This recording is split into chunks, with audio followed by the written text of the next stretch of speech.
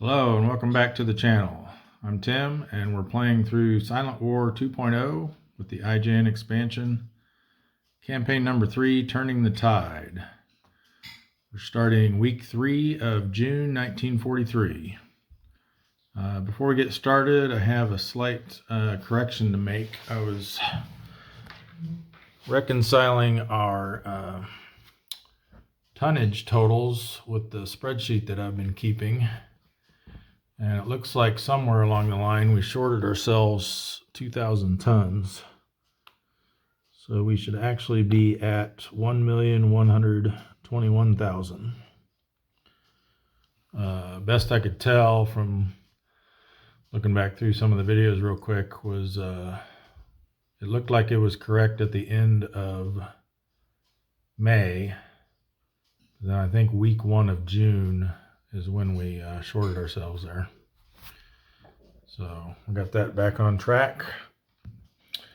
I'm pretty excited about this turn because it's going to be our first opportunity to try to improve our torpedoes. So we'll see if we manage to do that or not. But first of all, we got to do our war event phase.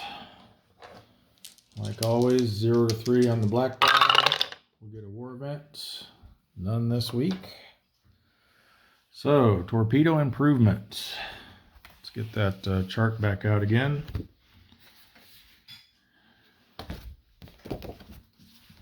So here's our torpedo improvement table. Try to zoom in on it here a little bit.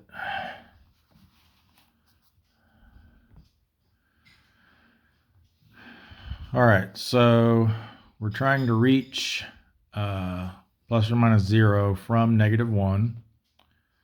So our first threshold for doing that is 270 ships. We've now sunk 271 ships.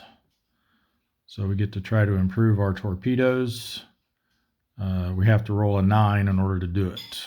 If we fail on that, then we'll have to wait until we sink 280 ships. Then we'll succeed on an 8, and so on and so forth. So let's get this zoom back to normal. And then we'll roll. Come on, 9. We just got one there for the war event. Maybe we can do it again.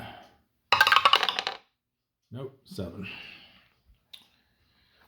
All right, so we're stuck with the -1 until we get at least 9 more ships sunk.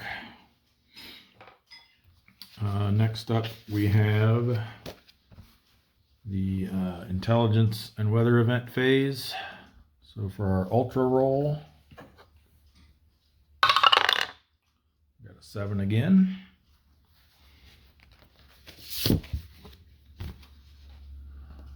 For War Period 3, that's going to be the Bonins and the South China Sea 2 op areas. So the Bonins and South China Sea 2. We got at least a few that'll be able to take advantage of those, I think. Then we've got our weather roll. We're in June, so we need we don't need it, but if we get a 0 or 1, then there will be a new tropical storm, and our white die will tell us where. No tropical storm again this week. Pretty good weather here the last several weeks. All right, next we go to our triple R segment. We skip the first R because that only happens in week 1 of each month. No reinforcements. Ready submarines. So all of them that are ship side or pier side move into the ready for sea.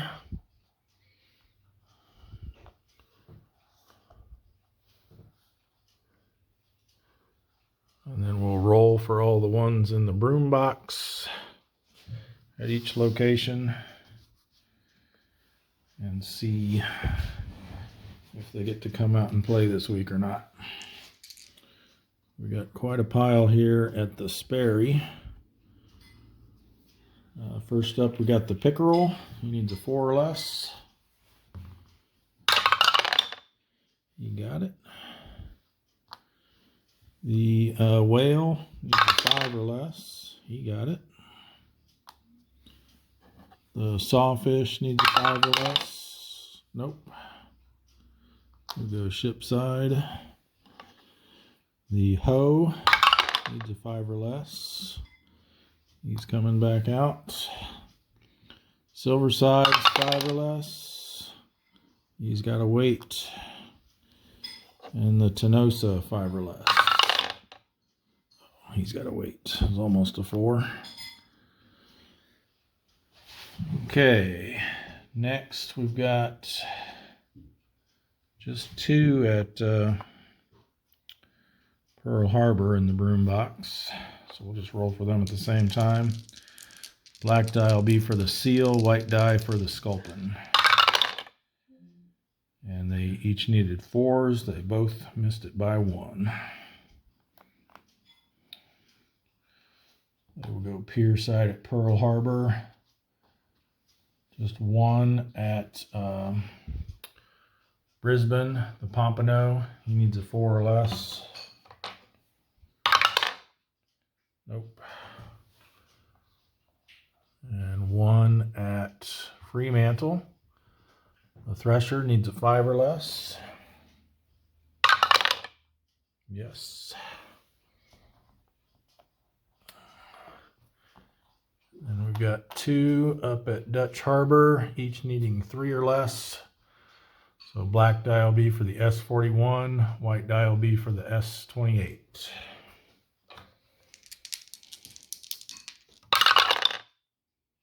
Neither of them made their roll.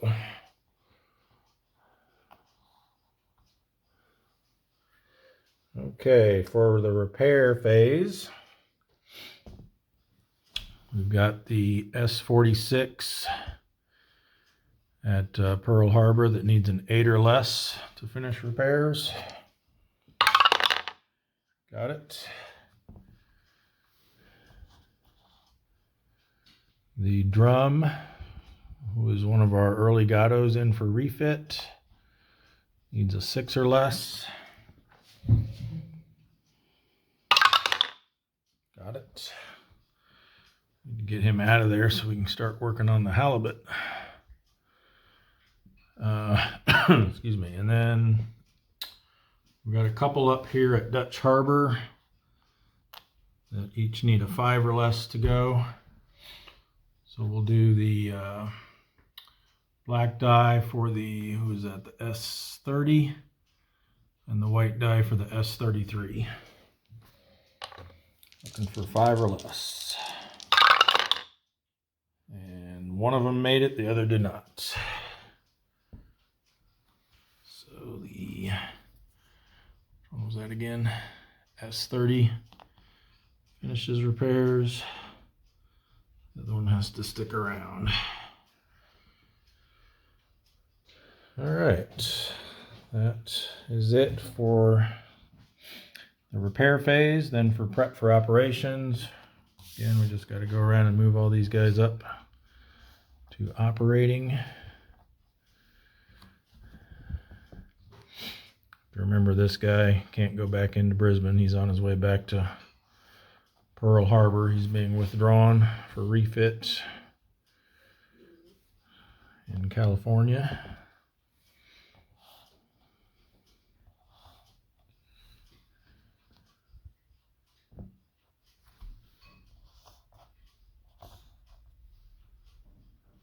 We've got quite a few here that will be able to make it up into the bonins. These guys here. Move the camera.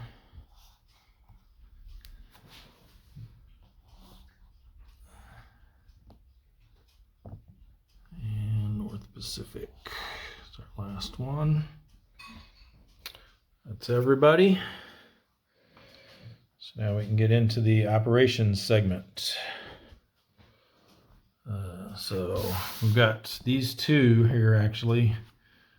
The Gudgeon and the Grenadier are both on their way back to Pearl Harbor to get sent to the West Coast for refit. So the Grenadier is going to make it. So he goes Pearl Harbor, and then directly over here to the West Coast refit box. Trying to keep these sorted by the month of their return. These are coming back in July. I believe the Wahoo's in August. The Grayback is coming back. Grayback. Actually, the Gudgeon, the Grenadier, and the Grayback are all returning in September. So we'll just stack those guys together there. Gudgeon's still got a little ways to go. We'll have him go through the Gilbert Islands up to the transfer route. No transit event checks required along that path. So he goes down to the done section. And let's see who else we can get back to base before we start patrolling.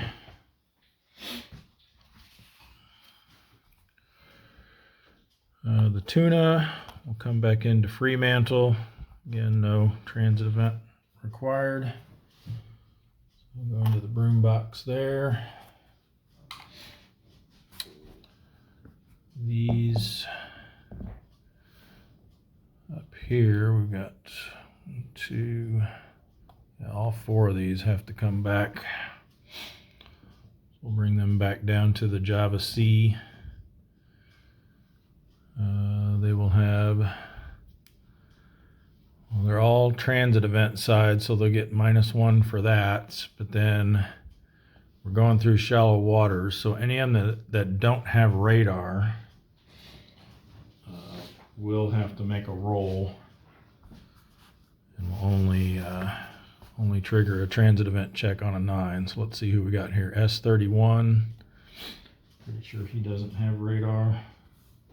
Just the ones in the 40s do. So he's going to come down here. This will be the governing op area for these transit event checks. So if they do get an RTB result on a transit event, they'll have to stop in that op area. But only a 9 for the S31.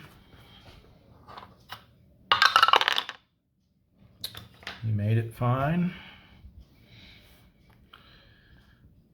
Next we have the, let me zoom out here just a little bit. That's in. Guess we can't zoom out farther. Only zoom in. The GAR. The GAR does not have radar. So again, he will need to roll. And will only thing that matters will be a 9. Oh, and he got a 9. So then each of these rolls gets a +1 because of the shallow water. 4 and 3. See if that's anything. 4, 3. No event. He made it back safely. Well, he made it to here safely. Hasn't made it back yet. Next we've got the Grouper. He does not have radar, so he will need to roll. Got a 6, so he's safe. And then our last one, up here anyway, is the Trout. And the Trout does not have radar. So he will also have to roll. And he's fine.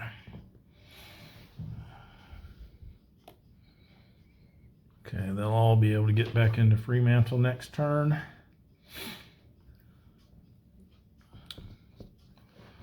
Let's see, we got a couple here that can reach Brisbane.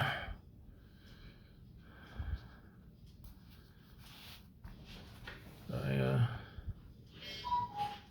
remember if I saw his spotted marker last time to roll for it, but if not, I guess we'll miss out on that opportunity.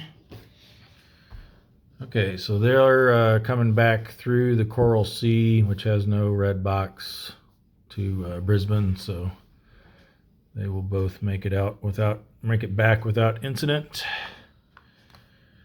Go into the broom box there. And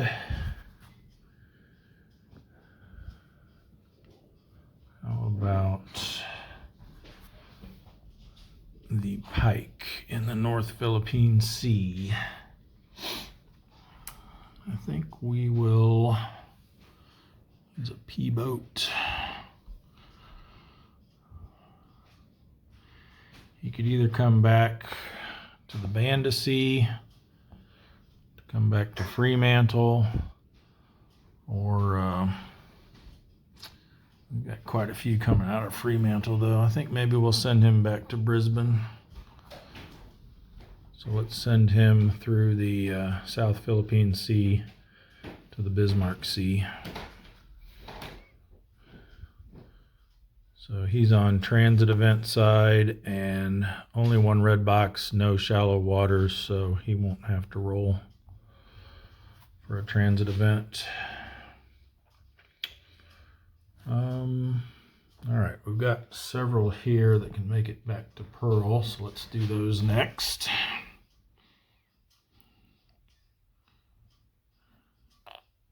Oops. Of course, this Gatto, we may want to send him to the forward base instead. Let's see how many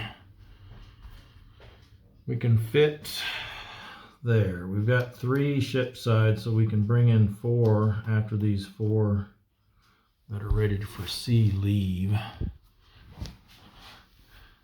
How many have we got here? That's an S1. We'll send both of these guys back to Pearl, unless there's just extra room there. This one has to go back, so we might as well send him. He tried to stop at the Sperry last turn and couldn't because he was damaged, and he didn't roll superficial. So he'll come through the Hawaiian Islands to Pearl. No transit event check required, but we will need to roll now to see what his damage is coming into Pearl Harbor. A 4 is going to be light damage. So that's going to put him in repair box 1. All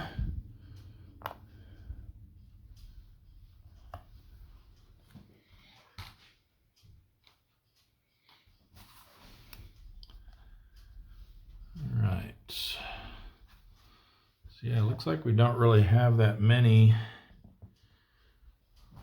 to put in here at the forward base, so we might be able to fit everybody there. Well, looks like all but 1. So we've got 3 here and 2 here that are coming back. Oh, and this guy's damaged. Yeah, I think he's gonna bypass search and contact and just do a voluntary RTB.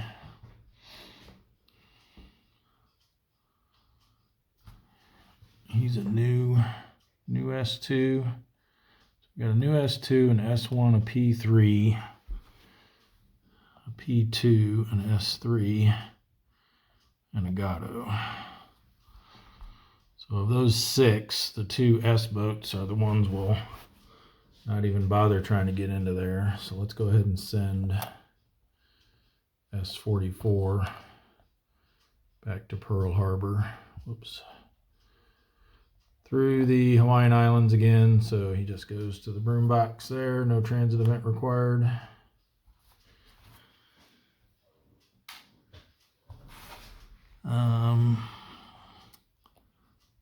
Yeah, these 2. This one.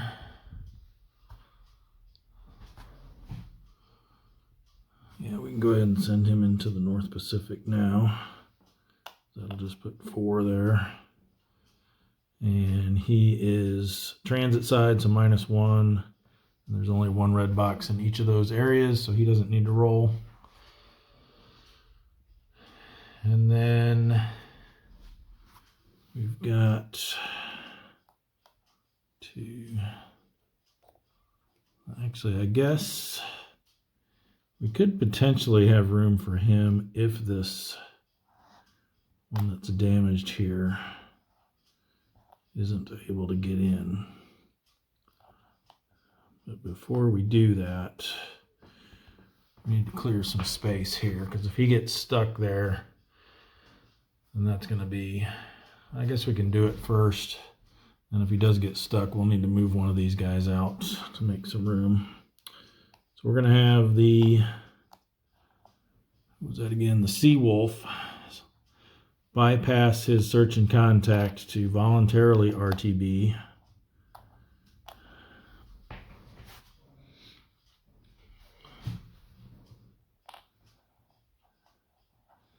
And so he will come through the Bonans to the North Pacific. No transit event check required. And then we'll roll for his damage to see if he's able to dock there at the Sperry. Has to be superficial, so we need a 0 to 2. And it's not. It's heavy damage, so he's got to move on. All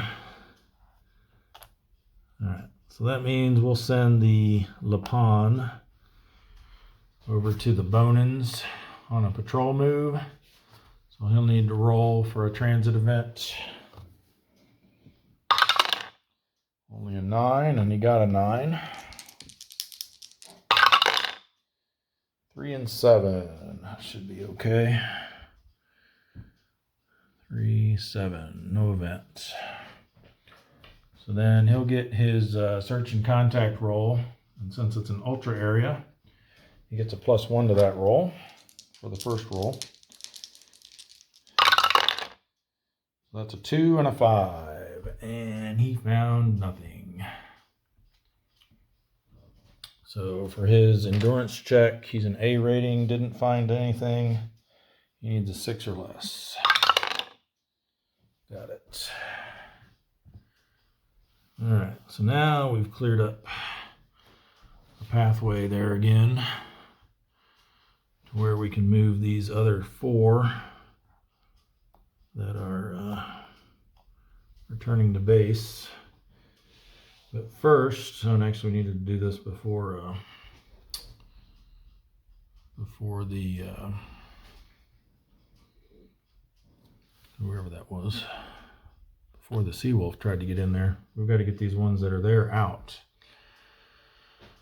I think we want to send, how many we got here now?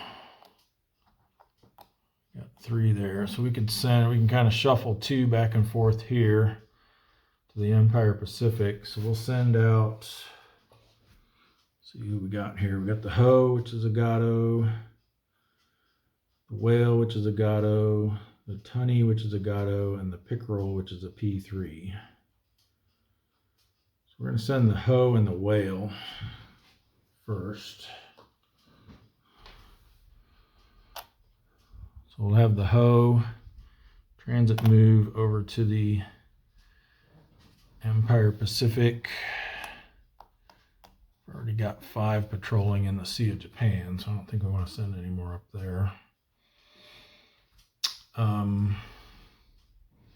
Yeah, so he's, again, transit side, no congregating risk, only 1 red box. He doesn't need to roll. We'll flip him over to patrol side. And then that'll free up a space for the S-32 to come back. Again, no transit checks required. We'll go to the broom box at the Sperry. Then we can send out the Whale along that same route over to here. Again, no transit event check. And then the Plunger can come back No transit event check. He goes to the broom box of the Sperry. That leaves the tunny and the pickerel that need to come out in order for these two to come in.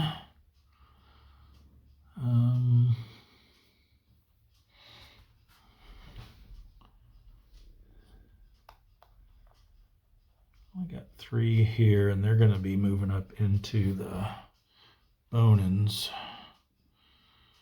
So why don't we send one of them down there? Let's send the tunny out through the bone-ins down to the Marianas. Again, transit event side, no congregating risk, only 1 red box, no transit event needed. Do you want to have him patrol there? Yeah, I think we will. So I think what we're going to do is have the 2 here that are in the East China Sea, they're going to patrol move up into the Yellow Sea. And then I'll have next turn the tunny can just patrol move over to there to fill in where they vacated. So yeah, we'll have him flip to patrol side. That gives us room to get the permit back to the Sperry. No transit event check needed. And then I think we'll just hold off on getting the pickerel out until after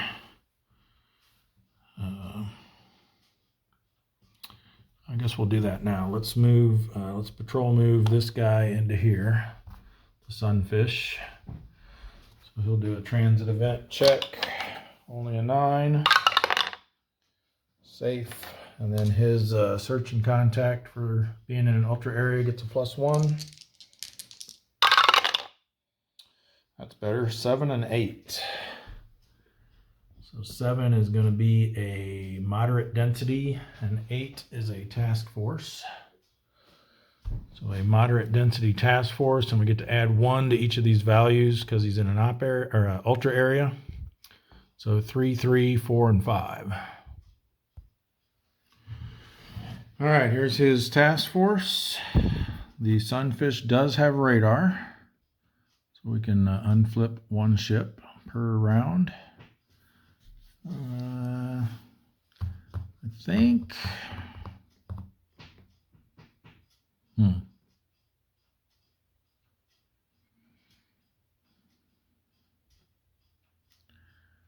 Thinking I'd kind of like to go.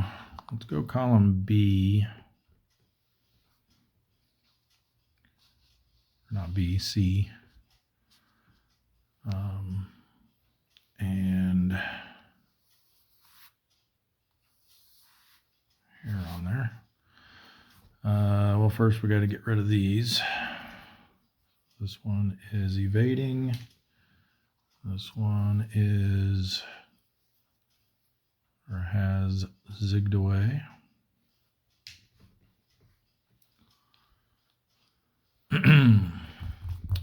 Yeah, let's go there. I think we'll go standard attack posture. And I'm thinking we flip over these 3 and then 1 over here in column D, hoping we get a big, nice capital ship there. So let's see what we get. If we don't like something we see, we can unflip it. Ooh, except you can't unflip a diligent escort. That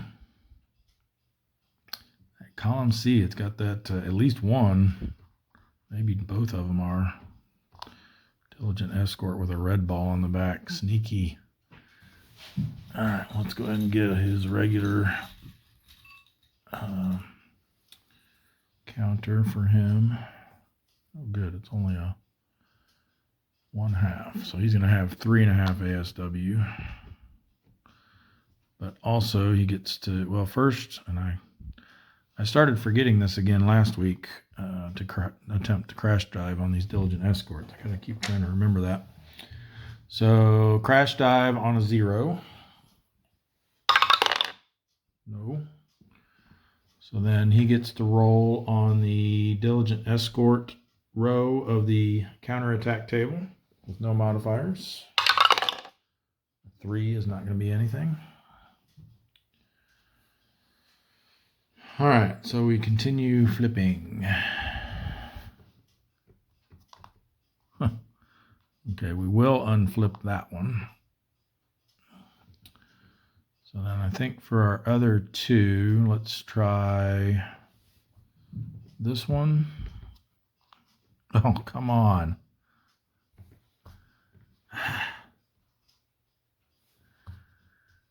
And this one.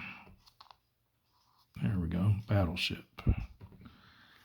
Let's see if it's one we're actually allowed to find here in the Bonans. If it's not, then we'll have to flip another one. Unless it's a 68,000 ton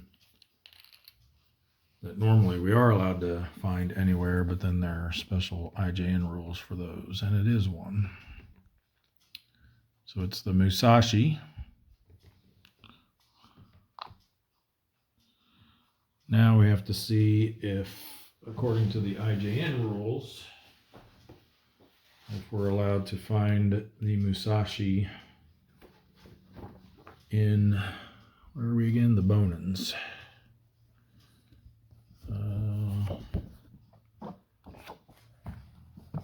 we go. So yeah, these 2 can only be encountered in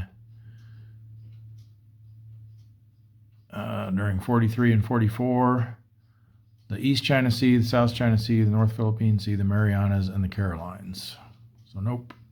And in this case, when this rule triggers, you just return it to the pile and you don't draw anyone in its place.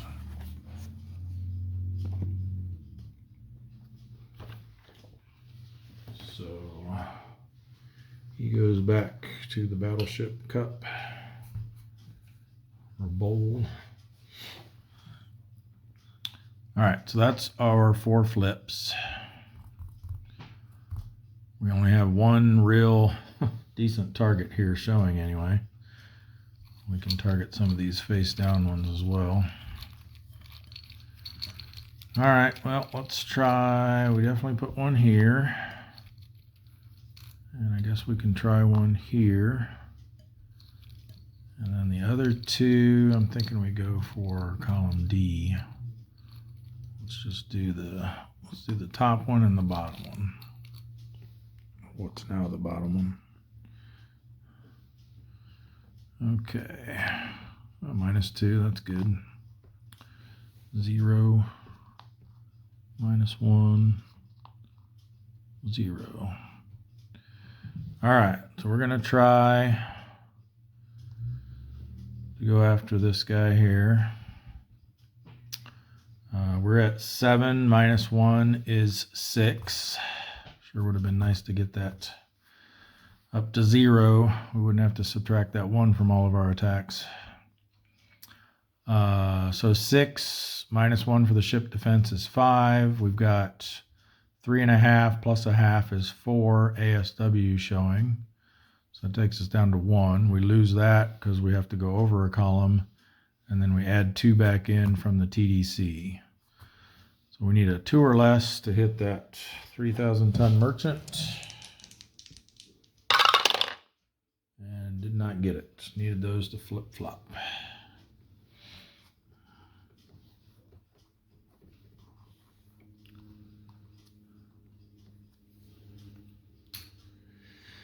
Oh boy.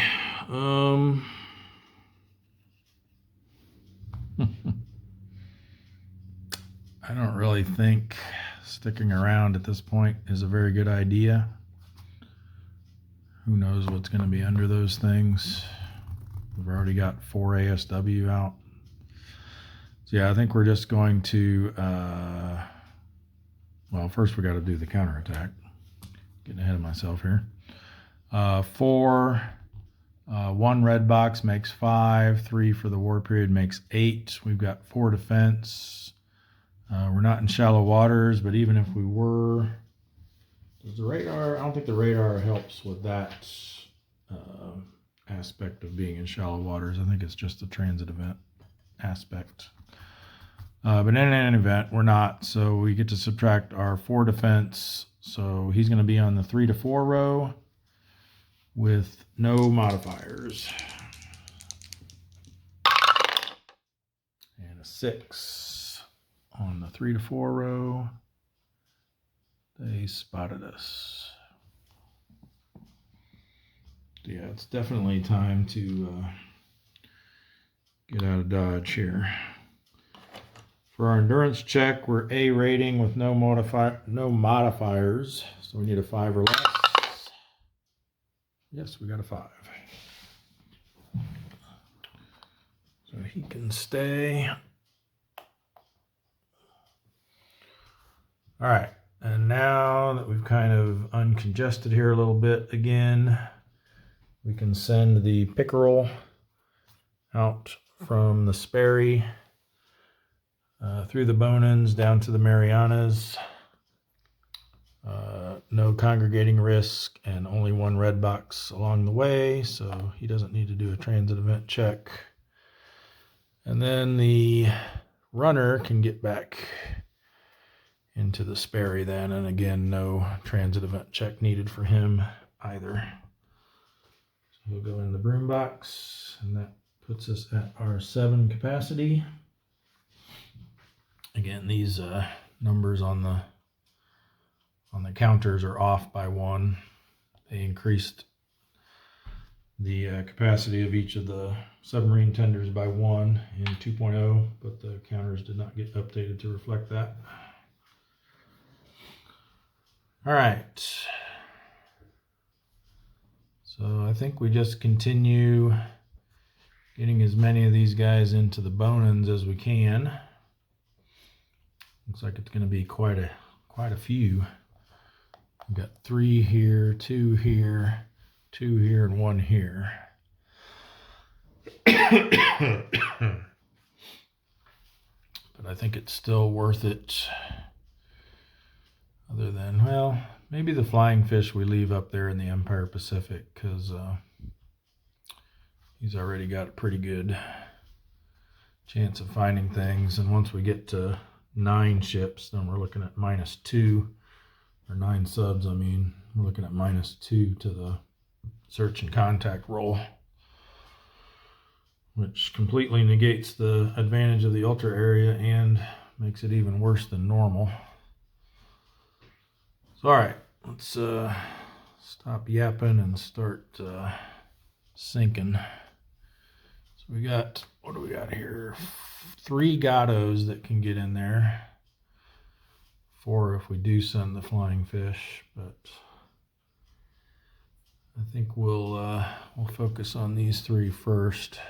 So let's send the Scorpion down. He gets a transit event check only on 9, and he gets a 9. Ooh, oh, 9-9. That's really bad. That's really, really bad. That is lost at sea, cause unknown. So the Scorpion is no more. Lost at sea. Moment of silence for the crew of the Scorpion.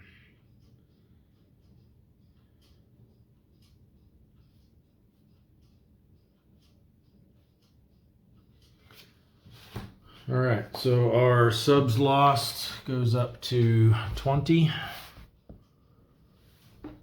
We're at 19.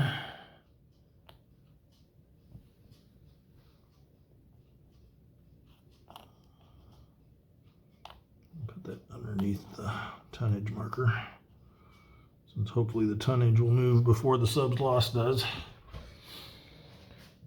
All right, well, let's see how the gunner does move, or the gunnel does moving into there. Donald does have radar, but we got to do a transit event check first here. 9. Nope. So his search and contact gets a +1 modifier. Oh, 0 and a 4. Well, 1 and a 4. That's not going to be anything. So his endurance check with a -1 modifier means he'll need a 6 or less. He's A rating. He gets it. Not having much luck here in this ultra area here. Let's send the guardfish up next. Guardfish does not have radar. Transit event check. Safe. Search and contact with a +1. There we go. 10 and 4. That's going to be high density, small convoy, which for war period 3, extra ship in each column, each numbered column, that is. We don't get any for D still. 433. All right, we've got evading here.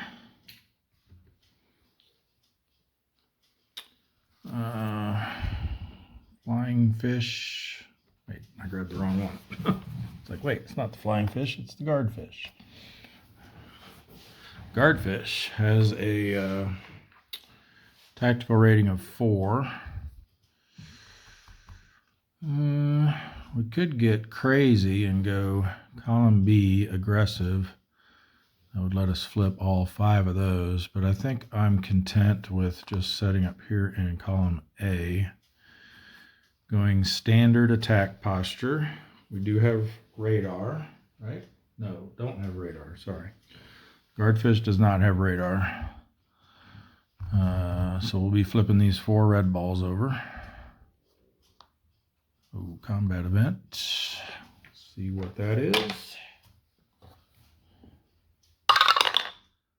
0. I think that is our end of the Aleutians campaign, but we're not allowed to. Oh, no, it's not. I'm thinking of a war event. This is combat event. So combat event 0. Target lumbers into way. Japanese ship suddenly crosses the path of 1 or more torpedoes. Conduct the combat phase normally, but prior to conducting the first attack round, choose any face-down red ball flagship in this or an adjacent column. Reveal it and determine if it is sunk. So this is a good time actually to point out that recently just got some clarification from Brian Miller on what this refers to for both this, no pun intended, for both the target lumbers into way event and the surface gunnery combat, because they both reference this column. Originally, I had thought that this was referring to the column that you revealed the combat event in. In actuality, it refers to your submarines column. Now, in this case, they're the same, but let's say we had flipped that over here in column B. If this meant the event counters column, then that would mean for target lumbers into way, you could actually choose a ship over here, which doesn't really make sense because your torpedoes can't reach that far. So yeah, when you see this there for both of those events, that means your submarines column, not the column that the event was flipped in.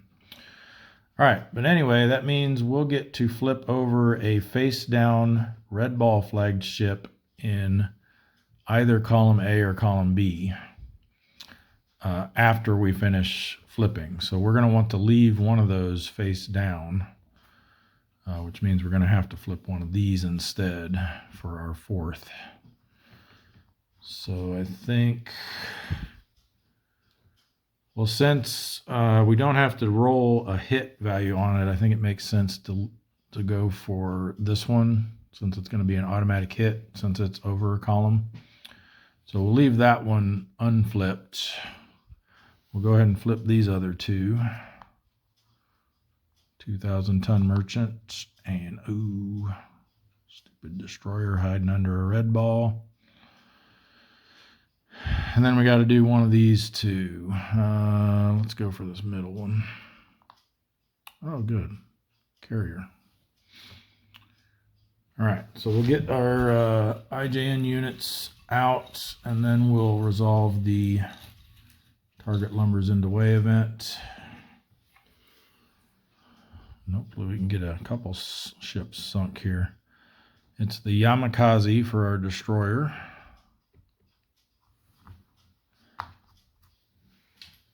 And our carrier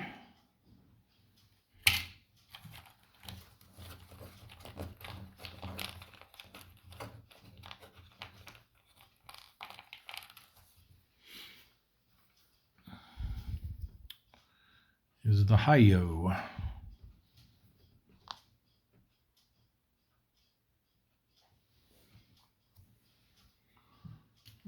Column B. Okay. So now we resolve our combat event. We reveal a red ball in either our column or an adjacent column. So we're revealing this one. Oh, come on. Come on. Now it does say a diligent escort revealed this way does not get to roll on the counterattack table as if revealed in 14.13. So he doesn't get his special diligent escort counterattack, but still.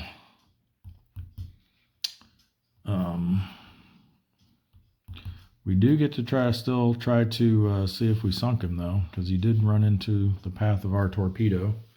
So let's see which ship it actually is. So we know, well, it's either going to be 1,000 or 2,000, so it'll be the same row that we roll on. But this will matter if we do sink it, because then he'll be out of the game forever. Natsushio. He gets a +3 to his ASW for being a diligent escort, so we definitely need this to sink him. And to sink a 2,000-ton ship with our -1 modifier, we're going to need at least a 4. We're looking for a 4 or higher. A 2 or higher will damage, or a 2 or 3 will damage him. So we need a 4 or higher to sink him. Come on. Seriously?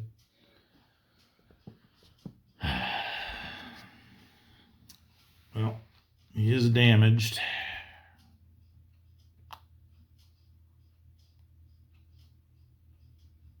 Trying to remember. Do damaged ships still get, I know they get -1 for their, if you target them, they get -1 to their defense. Do they still contribute their full ASW? ASW of revealed Japanese vessels. Yeah, it looks like him being damaged isn't going to affect anything. What about for the, oh, it will. ASW value should have is reduced by 1. The value of the damage marker is 0. It's interesting. So they are 0 for the counterattack.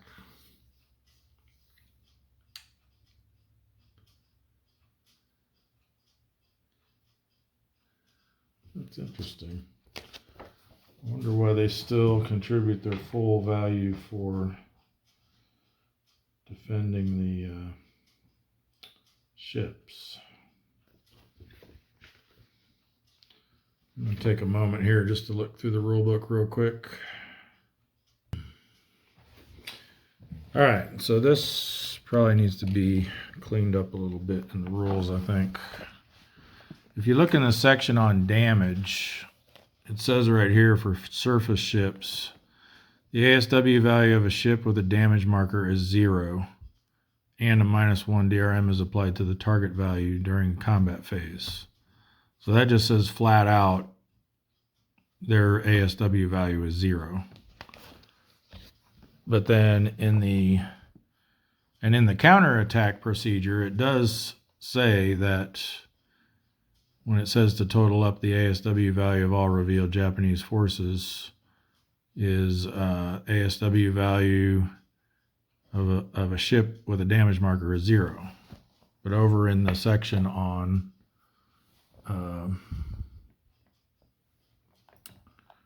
the attack procedure, where you're adding up the ASW value, it makes no mention of that.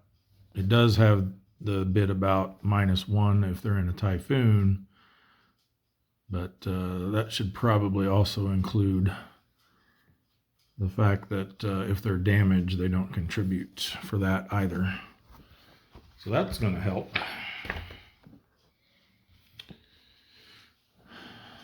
So, yeah, so we've got only this guy's ASW then counting for our attack, and then the carrier will contribute a half during the counterattack. So, yeah, at least we were able to damage him. That was definitely helpful. Sinking him would have been even better, but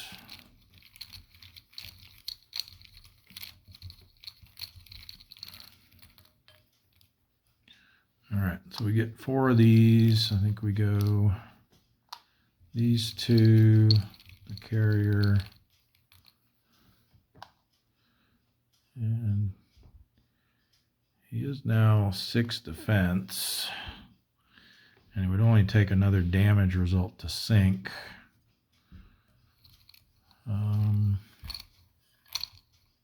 Actually, yeah, let's not put one on him. Let's put it on this one instead, and then we'll go with the unrevealed one. Get them to not stick together. All right, so that's a +1. Not liking that. Don't like that. Ooh, -3 on the carrier. Here we go. Maybe we can sink another carrier. We got that 19,000 tonner a few weeks ago. All right, so let's just figure it out here, though. 6. If we went after this one, it'd be 7 minus 1 is 6. -1 for the defense, -2 for the ASW, leaves 3, and then -1 for the TDC. So we'd hit him on a 2 or less.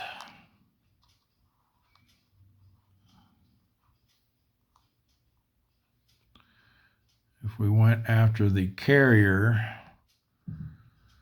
we're looking at 7 minus 1 is 6, -4 defense, -2 ASW, takes us to 0.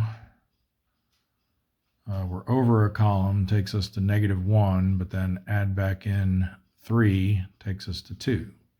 So that would also be a 2 to hit.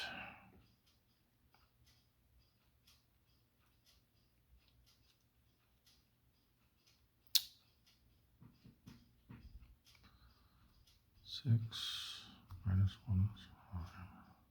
Yeah, that's right. Okay. So a 2 to hit either one. I'm thinking we go after the carrier. We'll need quite a bit bigger number for the attack results, but let's give it a shot. 2 or less is what we're looking for. 7. Didn't matter. That 1-7, if those were backwards, a 1-7 would have probably done it. 6 on the 26 to 35. Yeah, that would have just been enough to sink it if those were reversed. All right. So our counterattack, he's not contributing anything. We've got 2 plus a half from the carrier, so that gets rounded up to 3. There's 1 red box, makes 4. 3 for the war period makes 7 minus our 4 defense. Puts him on the 3 to 4 row. with no modifiers. Ooh, that's bad. 9. 9 on the 3 to 4 row is damaged. Man, having terrible luck in this area.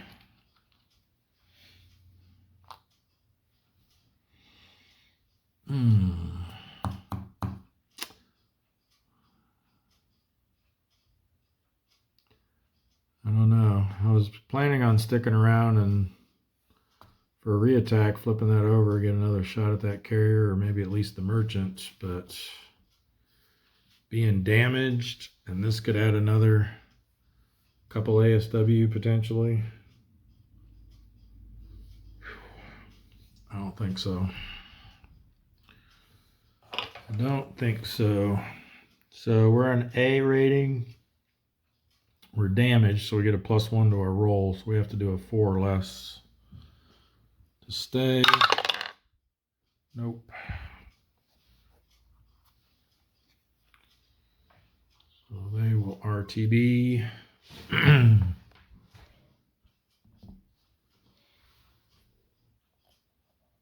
Puts us at 1, 2, 3 ships there now. 3 subs. Keep calling them ships. I think we do the Sargo next. So he'll patrol move in. Only a 9. Cause a transit event. And he gets 1. Come on now. Okay, that's better. 2 and 4. That's going to be nothing. All right, so for his search and contact with a +1 modifier, he gets a 1 and a 0, but the unmodified results were both zeros. So I believe that still counts for a sub versus sub. Let me just double check the wording on that in the rule book.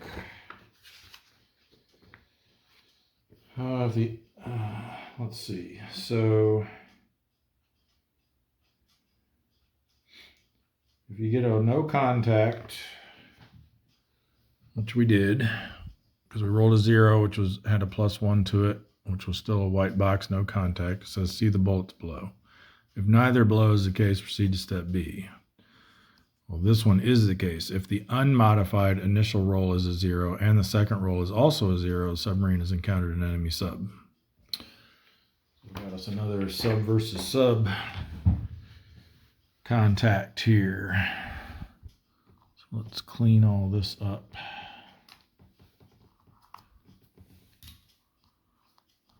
He goes to the carriers. Cup A, Cup B, Cup C. All right, and it's going to be the same options we had last week. Where'd they go? Here they are. Which, if I remember right, was the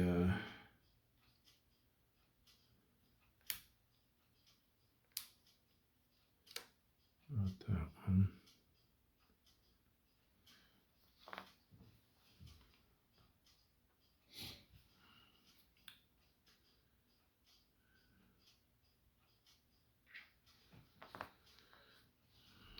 All right, so these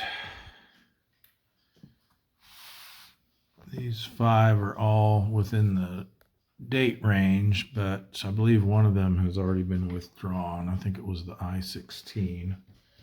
Let's check that chart again.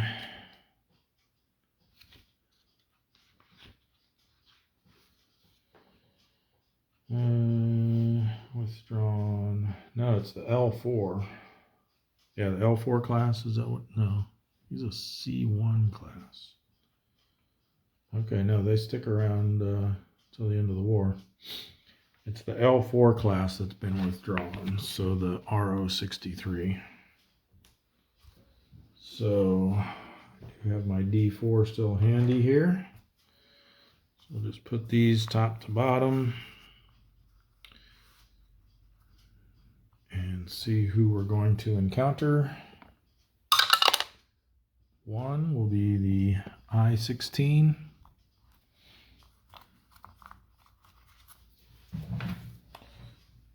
This is the Sargo that's encountered him.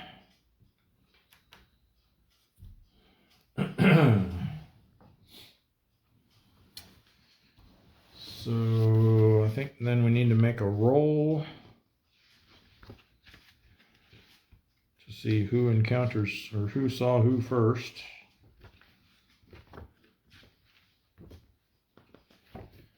Here it is. Sub V sub. We make a die roll. -1 if we're spotted, we're not. -1 if we're damaged, we're not. +1 if they have radar. That is the Sargo. I don't think he does. Just double check here. Sargo. Oh, he does have radar. He must have been one of the ones that returned from refit. So we get a +1 to this roll. So again, only a 0 or 1 will result in the enemy spotting us first. We got a 0 again. Come on. Come on.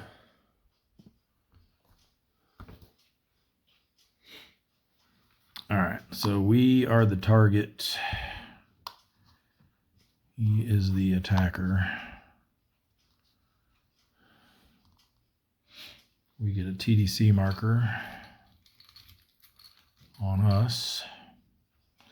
And hopefully I do the math right this time. I made a comment on the last video that I somehow messed up subtracting 2 minus 1 and came up with 0.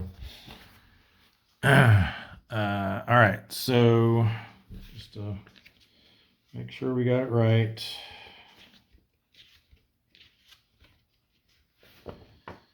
The attacker gets their attack rating, which is 5. We're not in shallow waters, not in a tropical storm. They get -2 for Japanese torpedoes. So he's going to be at 3. For the target, we get our defense rating, which is 3, plus the TDC marker. Hopefully it's a positive. Okay, 0 is fine.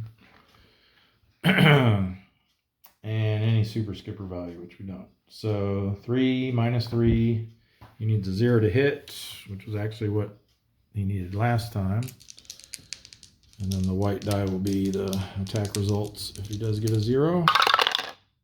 Nope, missed it by a mile. All right, and then it concludes after 1 round of combat. And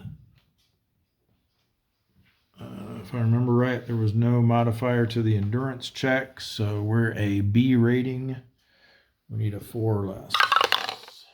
Didn't get it.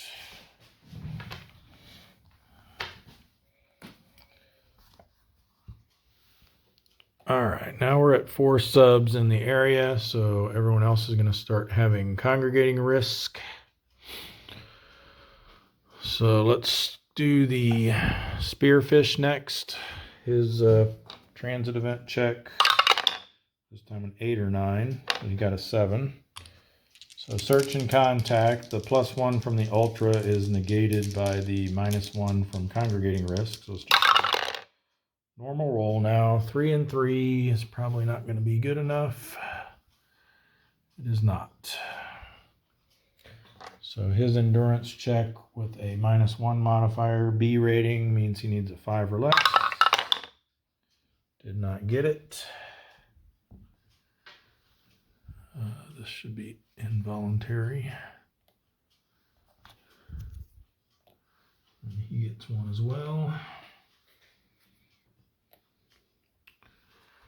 We'll try the snapper next.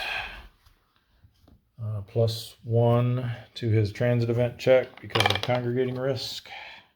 So 8 or 9. You got a 7 as well. And then straight roll for search and contact. 6 and 9. So that's going to be something. It's going to be a low density task force with an extra ship in each is 2, 3, 3, 4. I think we're going to play it safe here and have the snapper set up in column A. And we will go cautious attack posture. We just flip over 3. Good. Very good. And not so good. Oh, this was supposed to go away. Zigged away from cut B. All right. Snapper have radar? Snapper does have radar.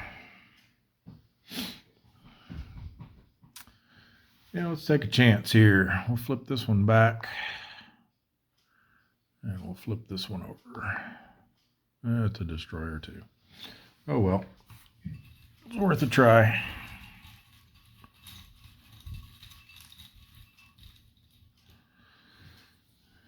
We have the Makanami.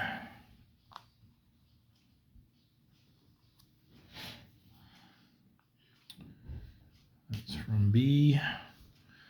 We need an auxiliary.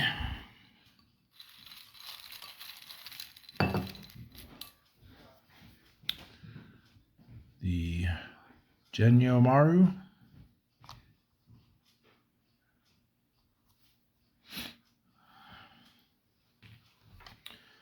All right, let's see what we can do here.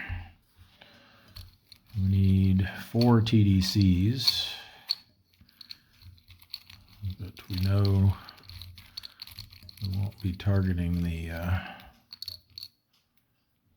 either one of those destroyers, I don't think. Not with only 5 attack.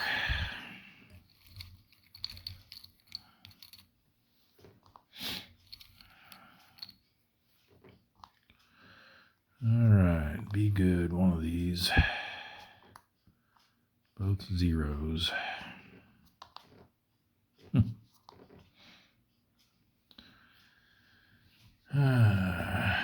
Let's hope this isn't our only valid shot, because we have to treat the defense as if it's 1 since it's unrevealed, but we know it's actually not. Let's see. We've got 5 minus 1 is 4. If we go after that top one, we've got -2 for his defense, -2 for the ASW, and nothing from the TDC. So we need a 0 to hit. Let's see if we can get lucky here. Ooh, we did. And a 5 is going to sink it. Excellent. Scored our first ship of the week.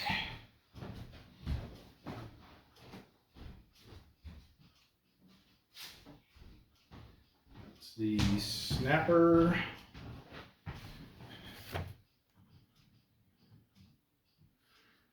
A 1,000-ton merchant.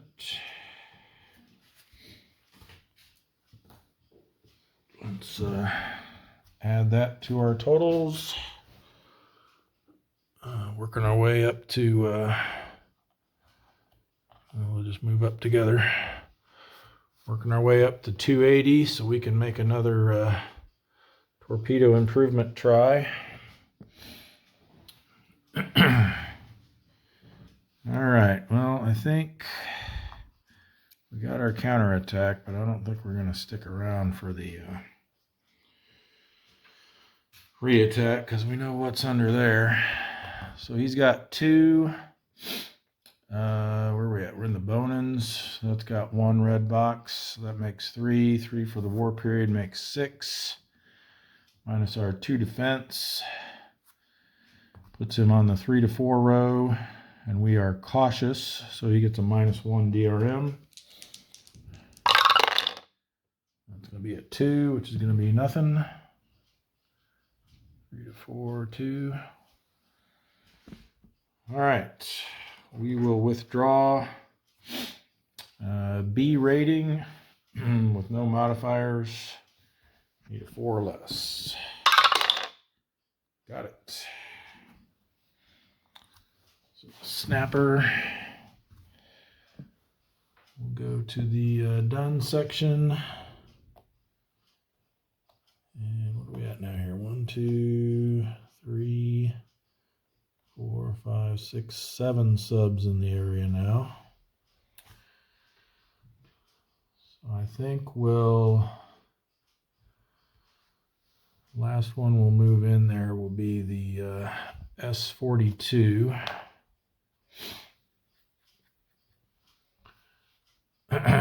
So he's got transit event check. There's +1 from the congregating risk. So an 8 or 9. You don't want. You got a 6. And then for search and contact, it's +1 for the ultra area, but -1 for the congregating risk. And we got a 4 and a 4. That should find us something. Sparse small convoy. Sparse small convoy with an extra ship in each column will be 3 and 2. All right, he's got 2 tactical rating. S42 does have radar. So we're going to set up here in A. Get rid of this one. Evading.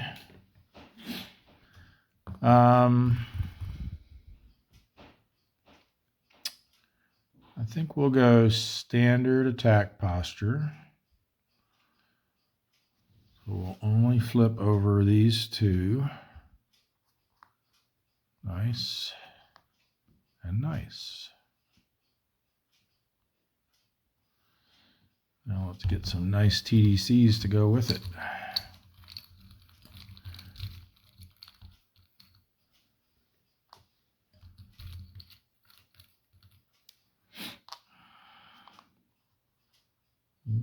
Not the greatest, but okay, so those are going to basically be equal shots.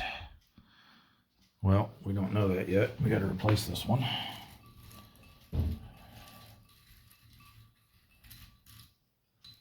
More than likely it's going to have more than 2 defense. Yep. Oh, it may not even be one we can find here. Let's see. It's one of those Army, Imperial Japanese Army ships. The Nagitsu Maru.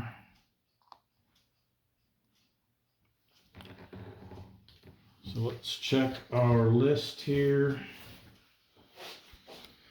Still haven't made that player aid that I keep saying I should make for this. We're in the Bonins, and those ships can only be found in these areas, and none of them are the Bonins. So he just goes back to his pile, and no ship is drawn in its place. So actually, I'm just gonna redo these because I messed that up.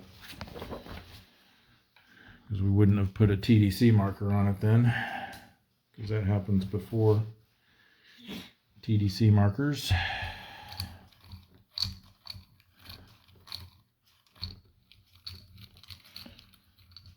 So in actuality, we'll go this one and this one. I'll watch it be worse. Oh, it's actually better. All right. So we're looking at only 2 attack from us after our torpedo modification. That 1 defense gets canceled by the TDC. We're standard posture, so no modifiers there. So we just need a 2 or less. And we got it. Wow, look at that. 0 and 9. That would have sunk anything. Wasted it on a little 1,000 ton ship. That's all right. We'll take it. So the S-42 has sunk a 1,000 ton merchant so far. Let's rack that up. Puts us at 273. Keep shifting the table here. 273 ships and 1,123,000 tons.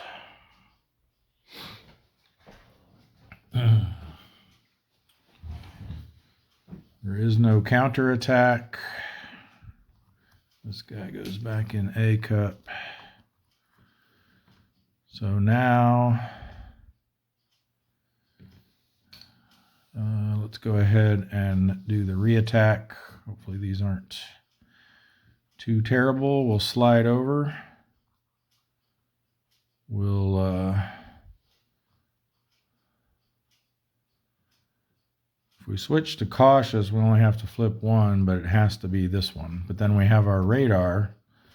So if it's bad, we could unflip it and flip the other one in its place. So I think we'll do that. So we'll go cautious. Flip this guy. Oh, nice. It's a light cruiser. I think in one of the earlier videos I said that was a light carrier, but I was mistaken. It's a light cruiser. CVL, I think, is a light carrier. Yeah, and that's all we flip is one because we went cautious. So that's our target.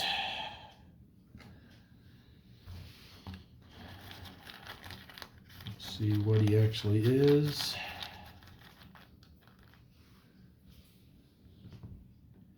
He is the OE. Same stats as our generic one here.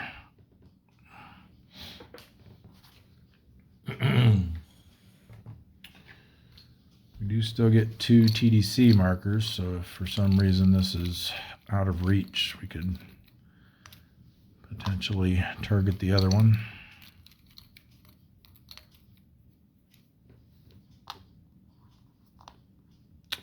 That one's not good. That one is good. That's great. Because since we're in the reattack round, that becomes a -3, which is good as we could have gotten. So he's only going to have 1 defense. We've got our 3 attack, which gets knocked down to 2 for the torpedo value. And then that's a -1 for him. So we need a 1 or less.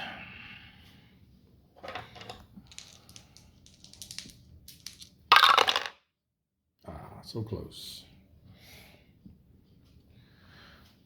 All right, and again, no reattack or no counterattack. Sorry. So for his endurance check, we did not go aggressive at all, so it's just going to be a normal roll. But he's a D rating, which means he needs a 2 or less to stick around. Nope. RTV for him. And that'll be 8 ships in the region now, so I don't think we're going to bring anyone else in. So we'll have the Flying Fish patrol in place there in the Empire Pacific. Do his search and contact. 1 and 1. I don't think that's going to be anything. It is not. A rating. Didn't find anything, so 6 or less for him. Got it.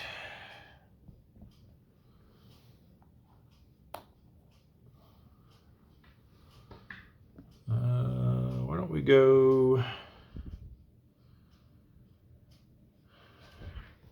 up here? Let's just do all these areas around Japan here while we're up here. Let's do the Sea of Japan next. We've got 5 subs there, so there will be congregating risk affecting our search and contact rolls with a -1. So let's start with the jack.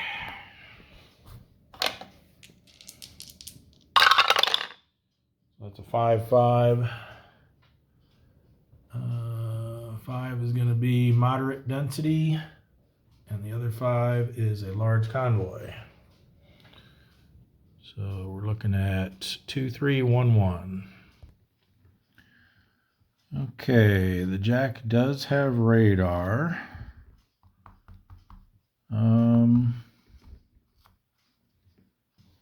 I think we'll just do column A here. See if we can go for some easy pickings. Let's go cautious. We'll just flip over these 3. Ooh, there's a 3,000-ton merchant. That would be nice. Oh, that stupid diligent escort. We can't unflip him, but since we went cautious, we do have a chance that he will just be a normal destroyer instead of a diligent escort. So he's got 5 ASW with his +3 there. So we need to roll. I need to look this up again. We need to roll greater than his ASW value, I think, in order for him to revert to a regular. If it's greater than, it's treated as a normal DD with -1 subtracted from its ASW value. I assume that would be from his boosted value of 5 in this case. And if it's a 0, they get a +1 DRM to their diligent escort counterattack. All right, so let's see if we can roll greater than a 5. We did not. In fact, we got a 0. So he's going to get a +1 on his special counterattack that he does now.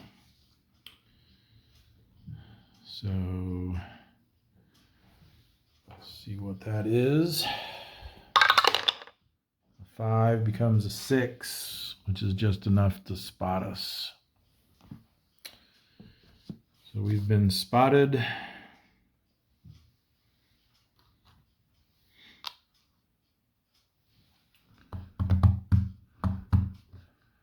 All right, see if we can do anything here.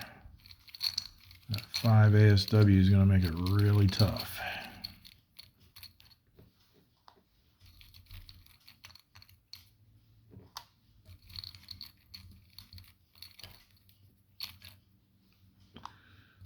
We'll target these 2.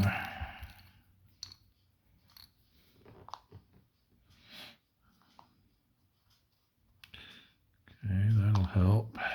It's not quite as good.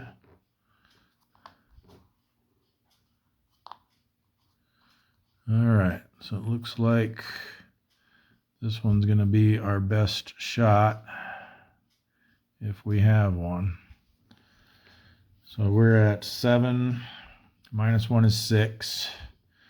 -1 for the defense. -5 for the ASW. Excuse me, brings us to 0. Add 2 back in for the TDC. And we will hit on a 2 or less. Oh, so close. Didn't have a good damage roll though. then they will get a counterattack with 5. 2 for the op area makes 7. 3 for the war period makes 10.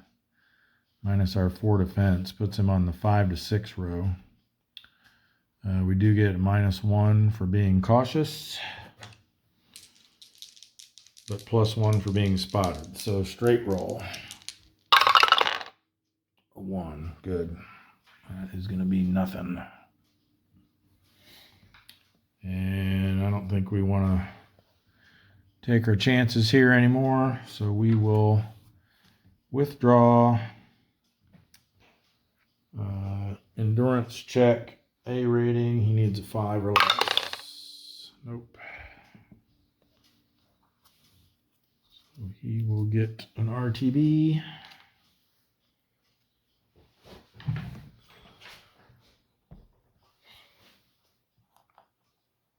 And we'll see how the harder does. Again, -1 to his search and contact. 5 and 6. I think that's going to be the same result.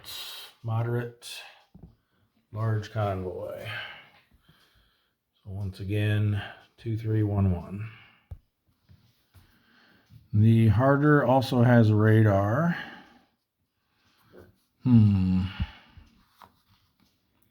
Let's try column B. And I think we'll go cautious. Let's flip this one. This one. This one.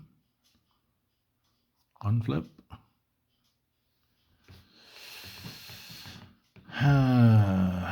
Which one do we want to flip in its place?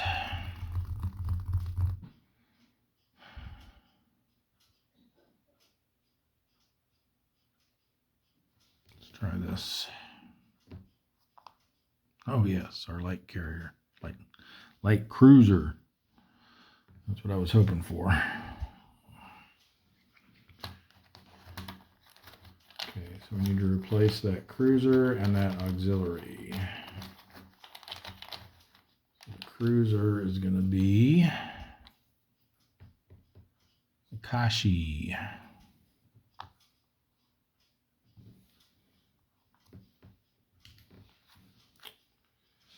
And our auxiliary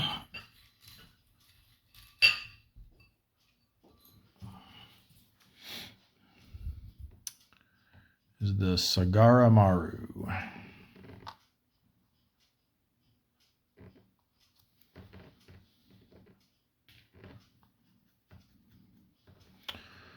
All right, TDCs, 4 of them. We know we don't want to target that. So we'll try these 3, and then I think we'll go for the one over in column C as a contingency.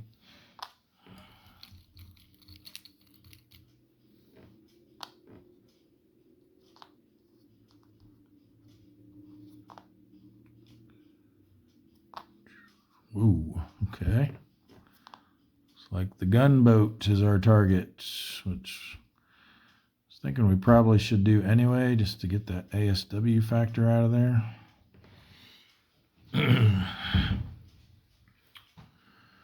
All right, so we're looking at 7 minus 1 is 6, -1 for his defense, -1 for his ASW, 0 for the TDC. So we are looking at a 4 or less. We're cautious, so there's no modifiers involved. So 4 or less to hit the gunboat. No.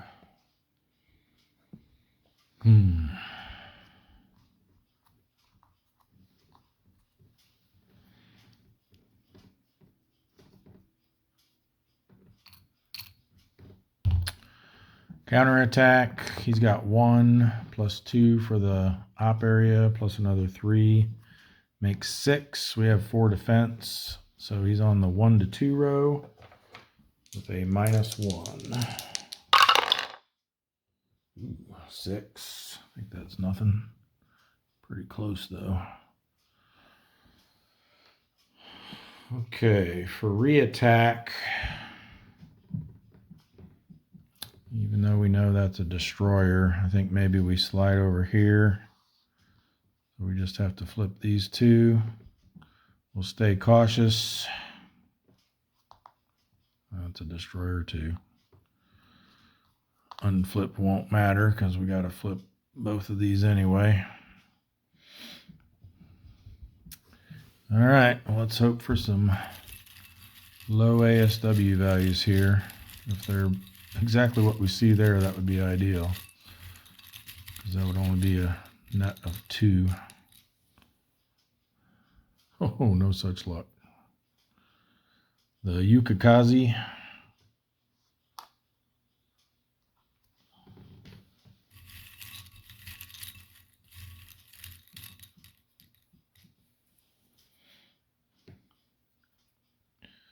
And the Minasuki.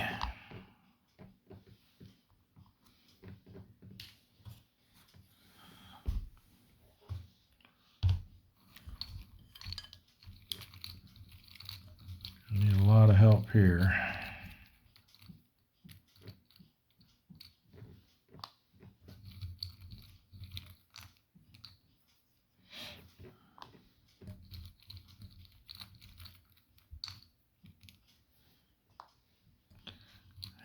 Have to place a 4th one. Might as well put it on the smaller one, I guess. That's not good. Ooh, that is. Maybe we can get a second crack at that gunboat here.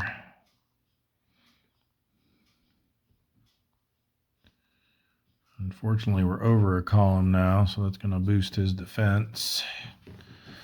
So we're at 7 -1, which is 6. We lose 1 for his defense, 1 for going over a column, puts us to 4. We've got 3, 4, 5 ASW showing. So that puts us at -1. Then we get to add 3 back in. The reattack can't push that down to a -4, unfortunately. So we needed 2 or less this time to hit the gunboat.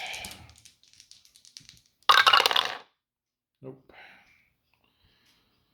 Needed those switched again.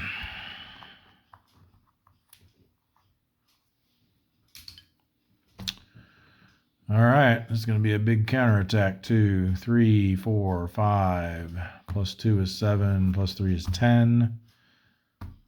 4 defense. He's on the 5 to 6 row.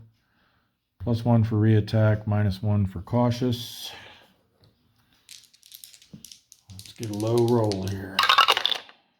Good. 2 is nothing.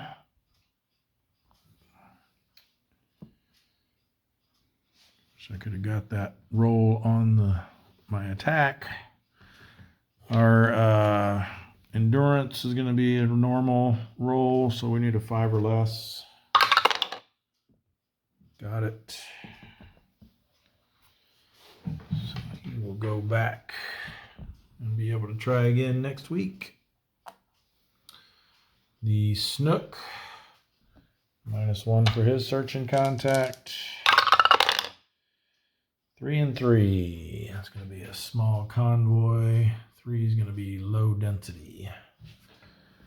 Low density small is 2, 2, and 1. The Snook does have radar. We'll set up in column B. We'll go cautious. So we only have to flip the red balls.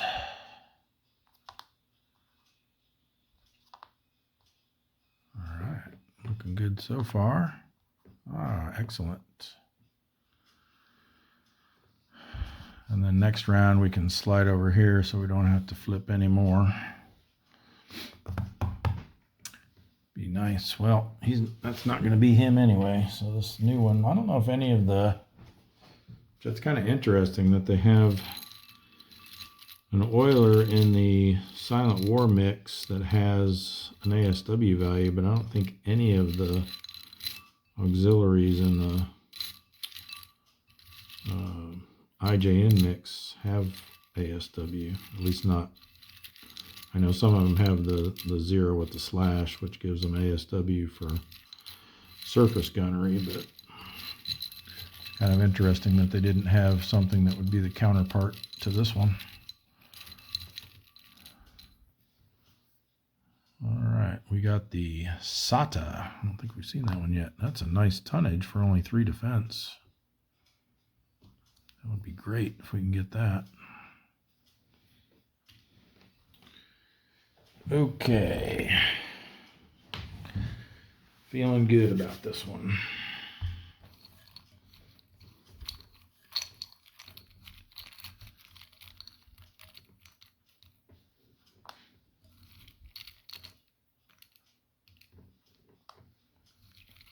We are cautious, so anything other than our selected TDC will have a +1 to it. Gotta put one more out. I'll just put it over here on the top one, I guess, but we're not gonna, of course that's probably the best one that's out there, but we're not gonna fool with that. -1. Not as good as I'd hoped. All right, so let's calculate these both and see if we want to risk going after the big boy or just settle for the 3,000 tonner. So our 7 attack gets knocked down to 6. If we do the top one, it's -2 for the defense, but then 2 back in for the TDC. So that one's going to be a 6 or less required. Pretty good odds. The other one, we're at our 6, and then that's 3 -1, so he's effectively a 2. So we'd need a 4 or less for that one. I think I'm going to be greedy and go after that oiler there. Let's hope I don't regret it. So 4 or less. Ooh, I don't know if the 4 is going to be enough to sink it, though. Hopefully it at least damages it. 4 gets knocked down to a 3, and we're at 16,000 tons, which is this line. So it is just enough to damage it. So if we can get a second shot on it in the reattack round, then maybe we can put her down. Okay, there's no counterattack. Clear these off, and like I said, we're going to slide over here. We'll stay. Do we want to stay cautious, or do we want to go aggressive in case we get a, or not aggressive, but standard, in case we can do a split shot? Yeah, I think we'll revert back to standard now.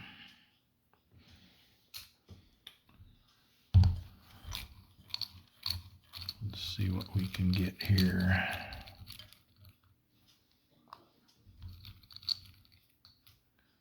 Be a -3, be a -3, or a -2.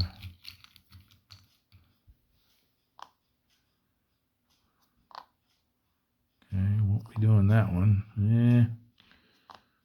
Well, I think split shot's out of the question here.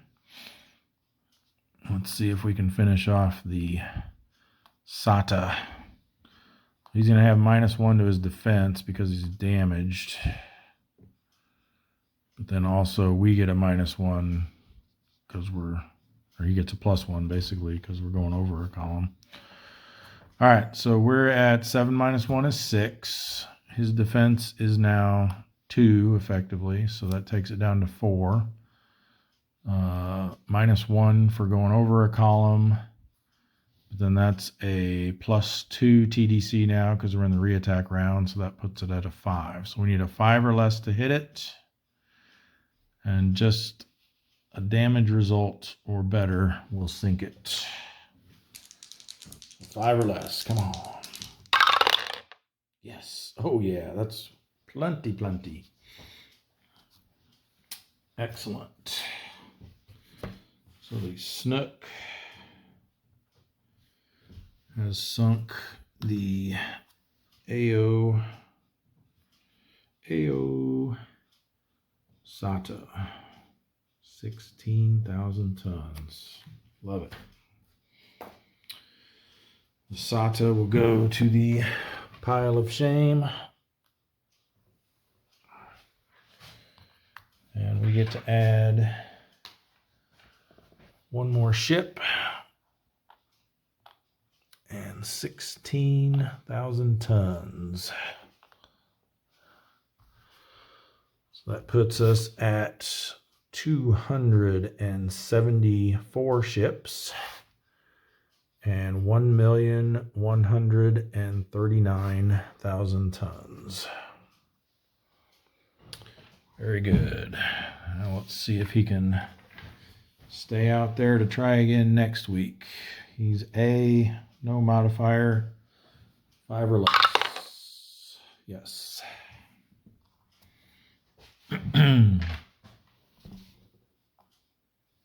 Oops. So he goes back to the done section. And next we have the scamp. Again, -1 to his search and contact. 2 and 4. I think that's still good enough. 2 is sparse and 4 is small convoy. So that's going to be 2 and 1. So we'll get that set up and be right back. All right, the scamp also has radar, but in this case it's not going to help us since even if we go cautious, we'll still have to flip all 3 of these. So we're just going to set up here in A and go all out with an aggressive posture. Try to give us the best chance of hitting something.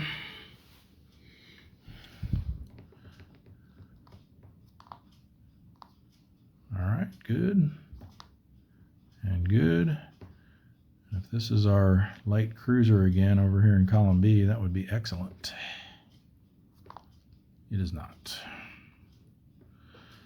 All right, let's get a small one. Not one of those 7.3s again.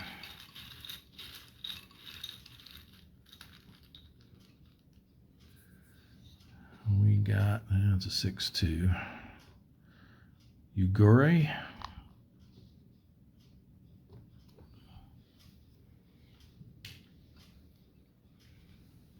All right. See what we can make happen here. Let's make some magic. Oh, we got to replace our auxiliary as well.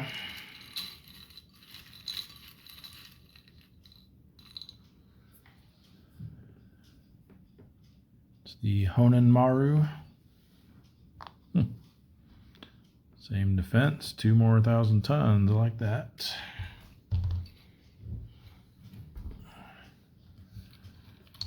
All right, we are aggressive, so these will all be -1 to the TDC value,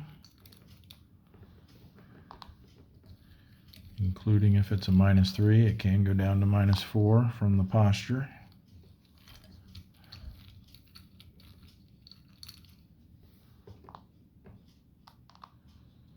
That's ugly. That's okay. All right. So our 3,000 ton merchant will be our target. We're at 7 -1 is 6.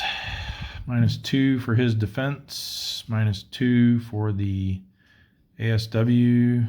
Leaves us with 2. Then this is a -2 TDC now, so we get 2 added back. So we need a 4 or less. 50-50. Yes, but 2 knocked down to 1 is only enough to damage it. Yeah, he's 3,000 tons. So we did at least damage him. We could soften him up a little bit for the re-attack round. But first, counterattack from the destroyer. 2 plus 2 for the op area is 4, plus 3 for the war period makes 7. Minus our 4 defense puts him on the 3 to 4 row. He gets a +1 because we're aggressive, which I forgot. Because we were aggressive, we actually would have hit on 5 or less on that. So remember that if we stay aggressive. But he gets a +1 on this roll. That's a 1. That's going to be nothing. Did I say 3 to 4? Okay, re-attack. Yeah, I think we stay aggressive. I really want to get one of these two at least. Need all the help we can get. That's going to give him a +2 on his counterattack, but we'll take our chances.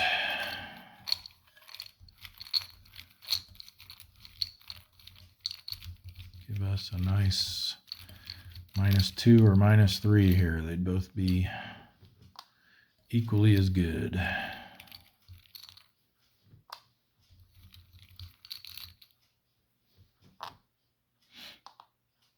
Okay, not terrible. All right. Well, not as good as it could have gotten, but certainly not bad. I think we stay, even though he's 3,000 more tons, I think we stay on the damaged one. Just because we have better odds of sinking him. And better odds of hitting him too, because now he's only got 1 defense. So let's do that. So we're at 7 minus 1 is 6. He's only 1 defense now, effectively. So that's -1 to 5, -2 for the ASW. Then this is a -3 TDC. So that's going to put us back up to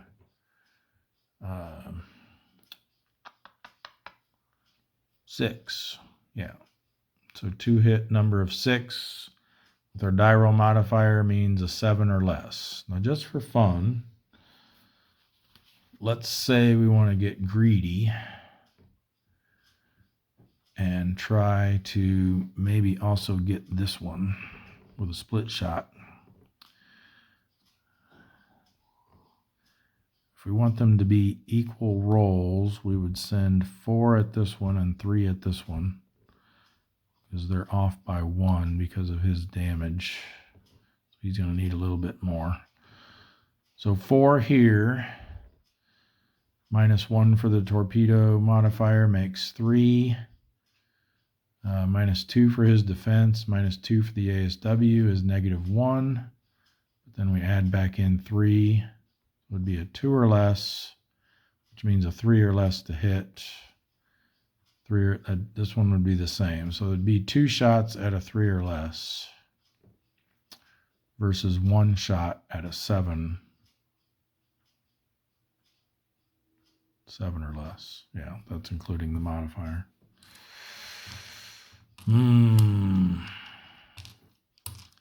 It's very tempting. Yeah, let's do it. So we'll try the, let's go after the damaged one first. So 3 or less to hit.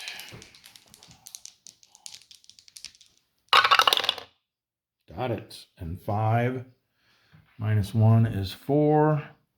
Sunk. All right, so he is sunk. This is the scamp. Got a 3,000 ton merchant so far.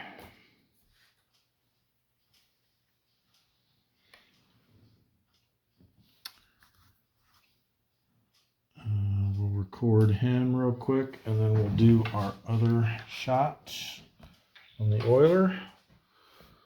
So 1 more ship puts us at 275, 3,000 tons, 1, 2, 3.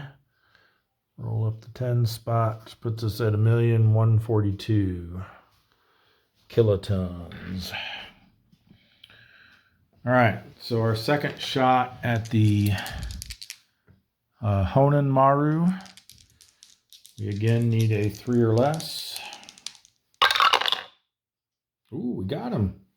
0.8. 8 goes down to a 7. He's a 6,000 ton, definitely sunk. Excellent.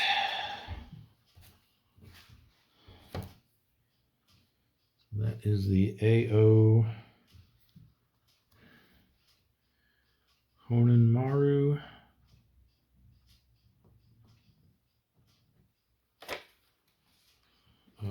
6,000 tons. He goes to the pile of shame. It's getting bigger. We get another ship, 276. And what did I say it was? 6,000 more tons. 1,148,000 tons. Good job, Scamp.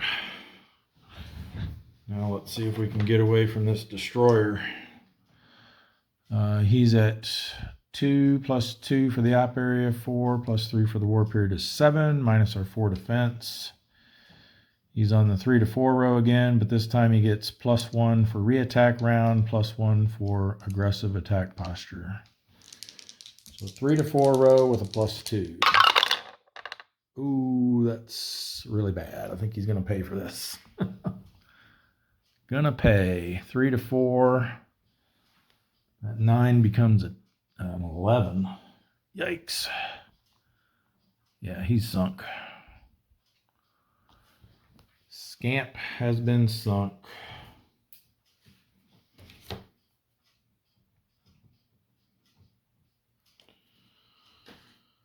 Oh, that's kind of mixed feelings there. Excited for what he was able to sink, but sad to see him get sunk. That's going to put us up to 21 subs lost now.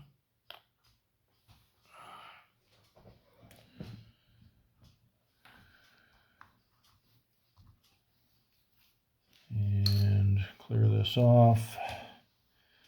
That leaves the steelhead up there. I guess on a positive note, there's no longer congregating risk.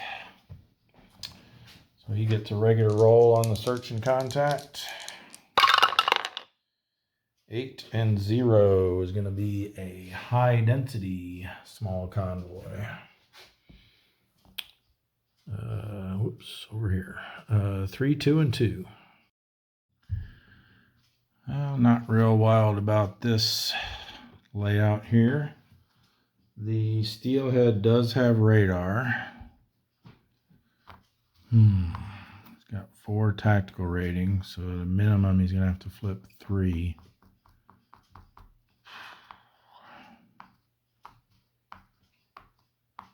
I think we just go here and hope that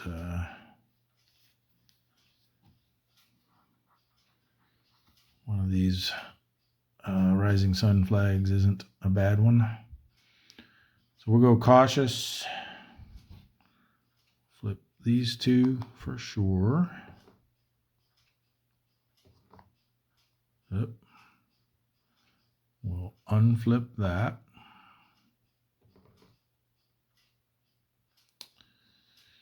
And I think we'll flip this. And eeny, meeny, miny, mo.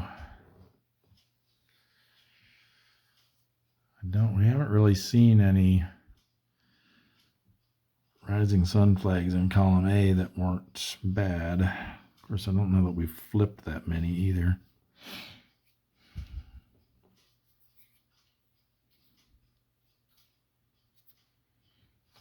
Yeah, we'll try this one. Maybe it's our lucky cruiser again. Oh, no, it's not. Definitely not. All right. Well, again, since we're cautious, there's a chance that he loses his diligent aspect. Oh, goody, and he's only a little baby one, the Tachikaze. So he's 3.5, which means we just need to roll a 4 or higher for him to be non-diligent. And we did. So he does not get his special attack, and he gets -1 ASW. I think it was both things that applied. Here it is on this player aid.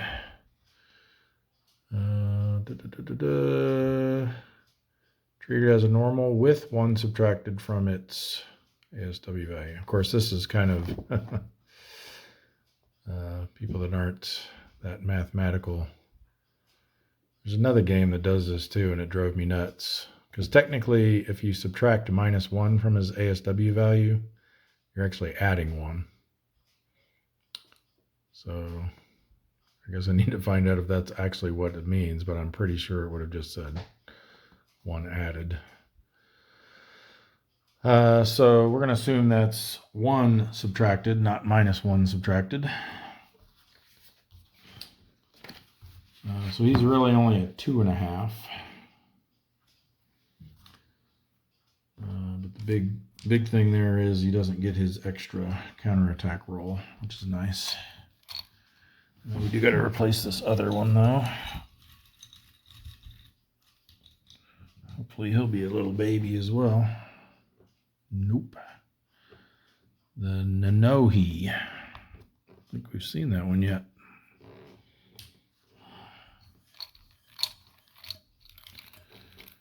All right, we get 4 TDC markers. We can't even do our, oh yeah, we can, because he lost his diligent, he's not treated as a diligent escort anymore, so we can do our special rule for targeting an escort if we want. That might be a possibility. We could even target him. That would take out 2.5. Yeah, let's put TDCs on both of these in case we get a lucky shot at one of them. Like I said, he is no longer considered a diligent escort. That's my understanding of what that means. Ooh, maybe. We do have a pretty good shot over here too, though. So let's see what these would work out to be.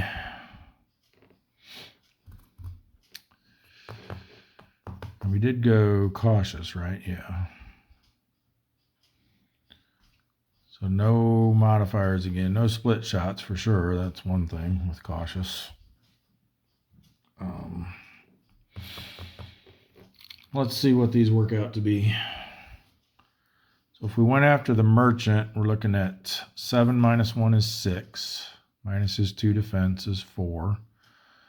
We have 2.5 plus 2, 4.5 rounds up to 5. So that puts us at -1. Then we add 2 back in. So we'd hit him on a 1 or less. Yeah, I doubt this is going to be doable here. So if we targeted this, we've got our 6 attack. We lose all of that for his defense, but his ASW doesn't count. It would only be the ASW from the other one, which is 2.5, which rounds up to 3. So that puts us at -3. We lose 1 for going over a column, -4. We only get to add back in 3 from the TDC. So yeah, it's not possible to hit the destroyer, unfortunately. So it looks like the best we can do is a 1 or less on this guy. Let's see if we can make that happen and then get out of Dodge. Nope. Worst possible result.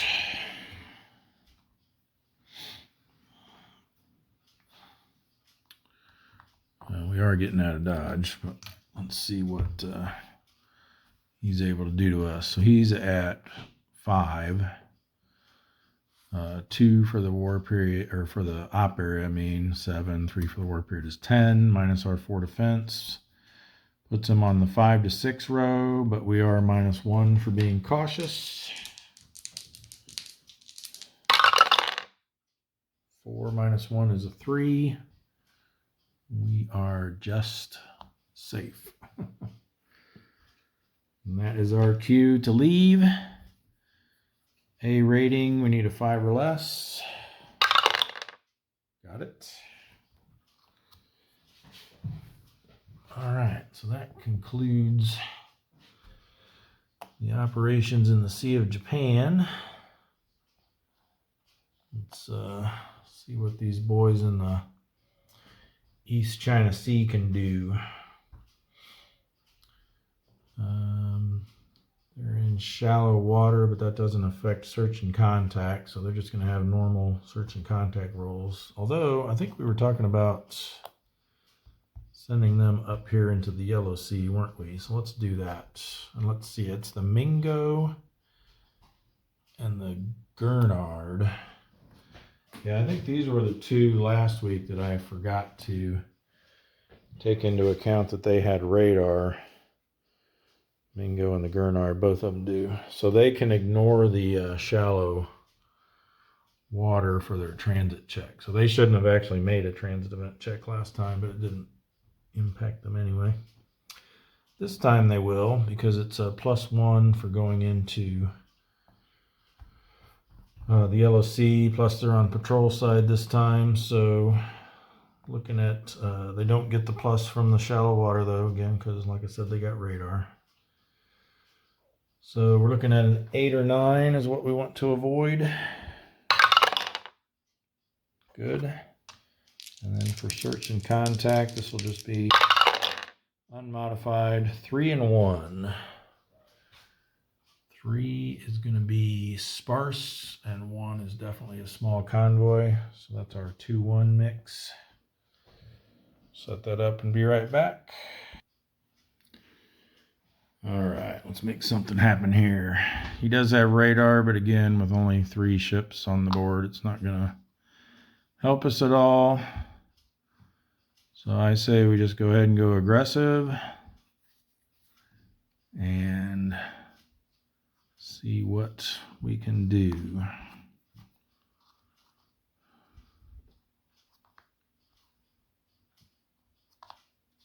All right, good deal.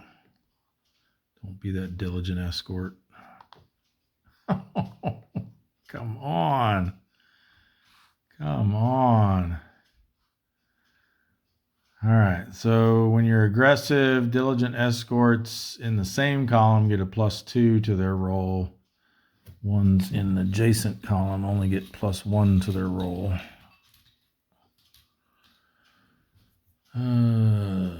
He's going to be a 5 ASW, which is going to make it tough. Quite tough. All right, so he gets a +1 for his special diligent escort counterattack. 5 is going to be just in the safe zone. Oh, boy.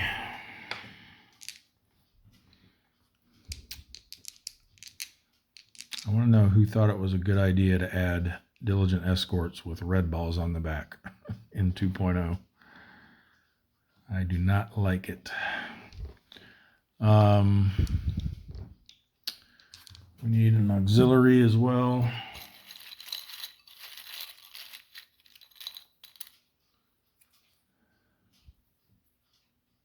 Got the Katsuragi Maru.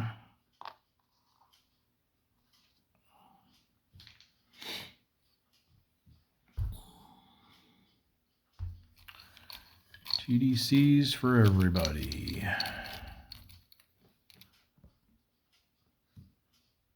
Focus is a little wonky there. That's better.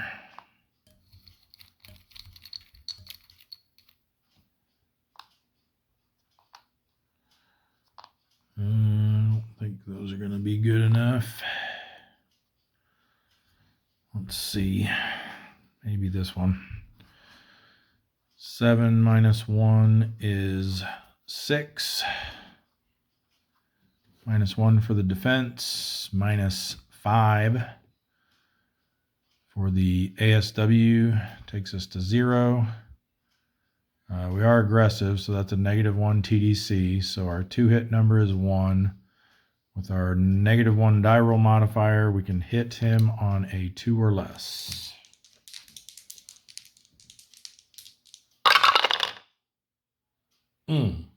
Saw that too, and I was like, yes, but then I realized, oh, it's the black die. Backwards again. All right. 5 for his ASW. 1 red box. 3 for the war period makes 9.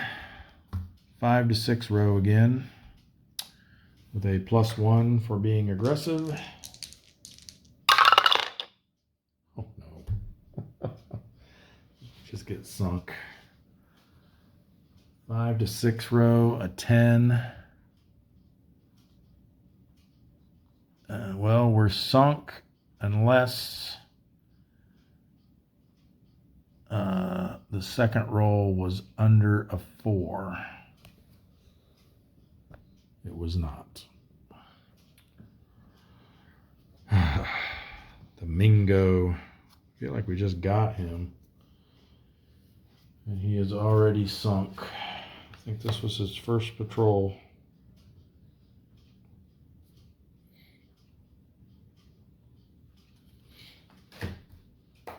All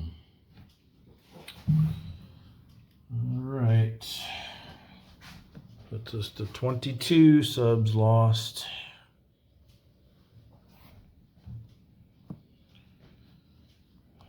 Clear this off of here.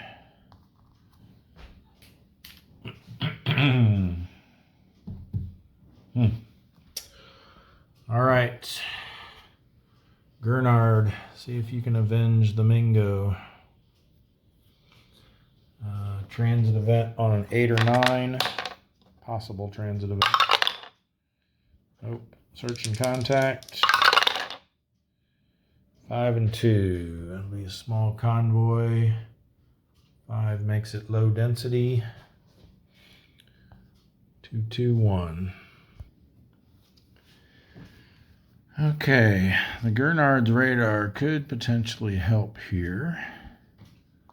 Let's have him set up in column B. I was looking at his A rating, so I just said A. But we want column B.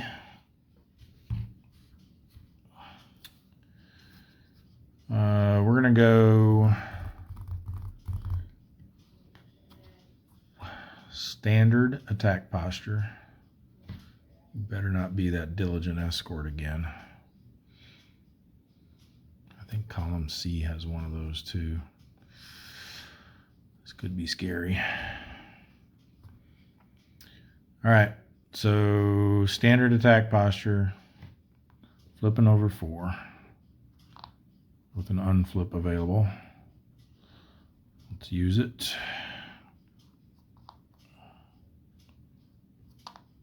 Combat event. Okay. Combat would be nice.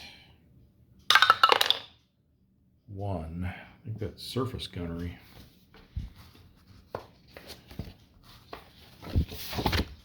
It is. So we flip everything over. You have to ignore it if we're spotted, which we're not yet. Choose any revealed in this column. And again, this column means the submarines column. So not this column, this column. I need to correct that on here.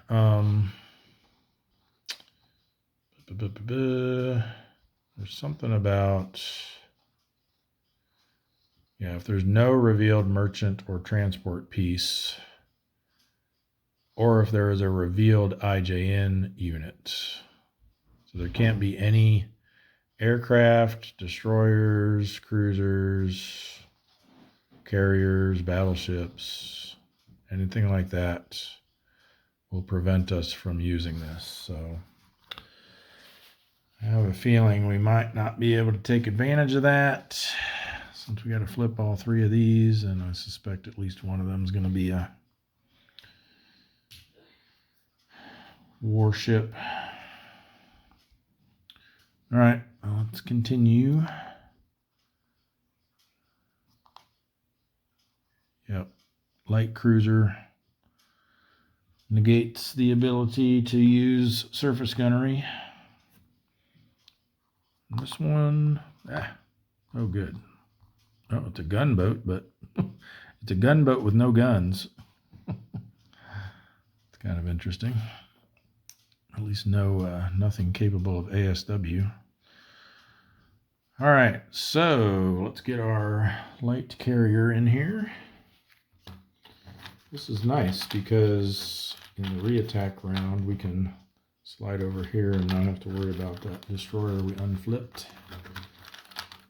Our radar definitely came in handy this time.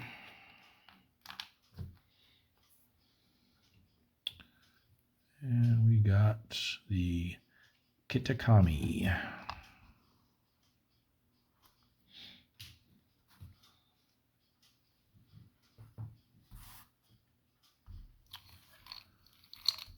Four TDCs.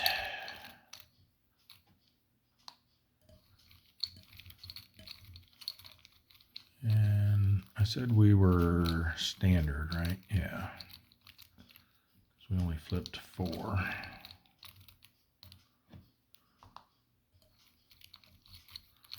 Wanted to have that option to unflip something so I didn't go aggressive.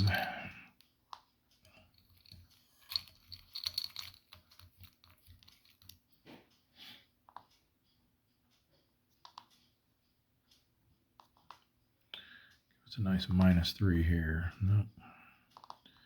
Okay, how about over here? There we go.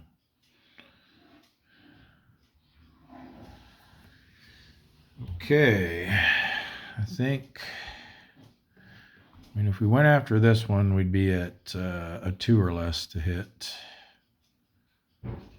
This is a 6 -1, 5 or less there.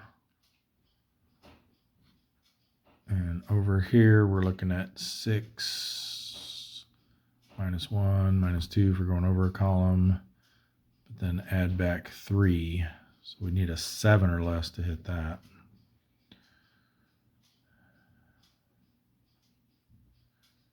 I'm thinking a split shot might be in order here.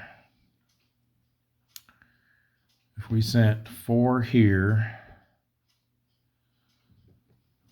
that would be 4 -1 is 3, minus his 1 defense would be a 2 to hit him.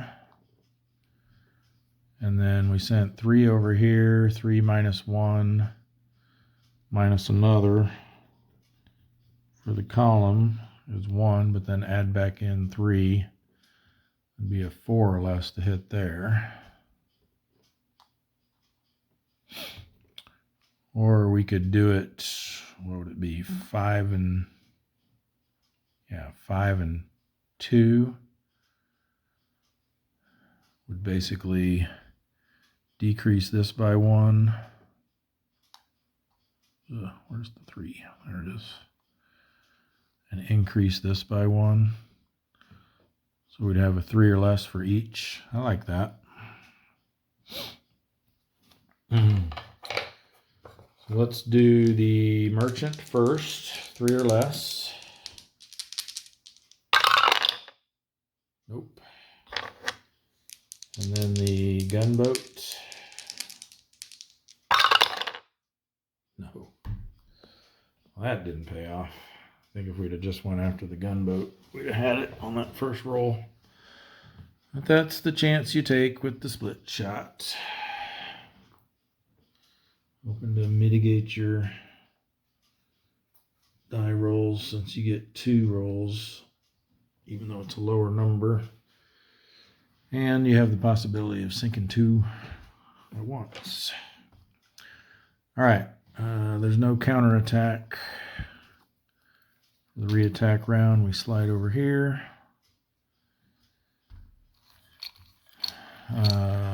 We were standard, right? Let's go aggressive this time. So these will all be -2s, unless they're a -3, then they only get a -1.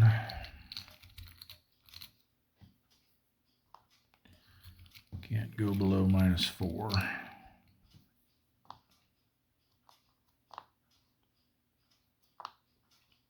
Come on. All right. Well, I guess we'll just take the easy shot on the gunboat this time. Not going to be greedy this time. So 7 -1 is 6. -1 defense. Then that's actually a -3 TDC. Which means 5, 6, 7, 8. And with our die roll modifier, it's a guaranteed hit. 9 or less. We just need the white die to be big enough to sink it. And it is. Excellent. All right, so the Gurnard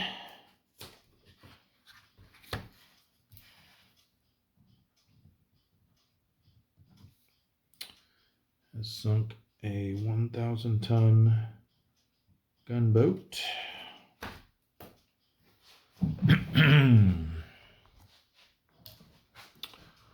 One more ship for 277. Just need 3 more, and we can get that try for torpedo improvement again next turn. 1 more 1,000 tons.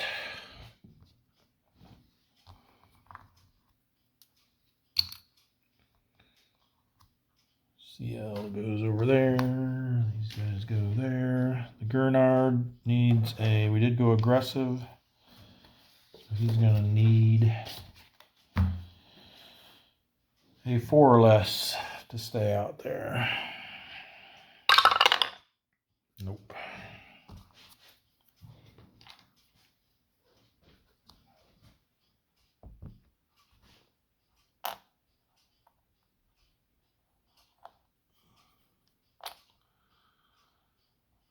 All right. Looks like that leaves. I guess we can. Oh, I didn't do this one earlier. Send this guy back to Dutch Harbor. There's no transit event check required along that route, but he does have to roll to see if the harsh weather conditions have damaged him. So anything but superficial. And he'll go into repair box 1. Huh. Definitely not.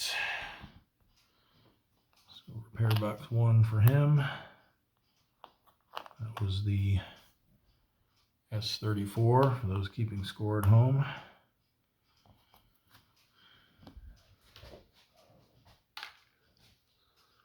All right, so we got the 2 up there in the curls that still need to patrol. We've got a couple down here in our op area, or in our ultra area, I mean. They're all op areas. No one down there left to do. And then we've got 1 there in the South Philippine Sea. We've got the Sea Raven here in the Bismarck Sea. I think I'm going to have him move into here. And then these 2 in the Solomons are going to move up into the Carolines, I believe. All right, let's do our ultra area next. See if we can get some more ships sunk here before I call it a night. I think we'll do these 2 and then we'll break, pick it up tomorrow. All right, so the Grayling, it's not narrow, so he just gets a regular search and contact roll. No, not regular. +1 for the ultra area. 5 and 8. That's going to be a task force. And 5 makes it, it's still sparse. So sparse task force. An extra ship in each. So 2, 2, 3, and 4. Okay, this one zigged away. The Grayling does not have radar. I think we will have him set up in column D. See what we can find over here. I think we will have him go cautious.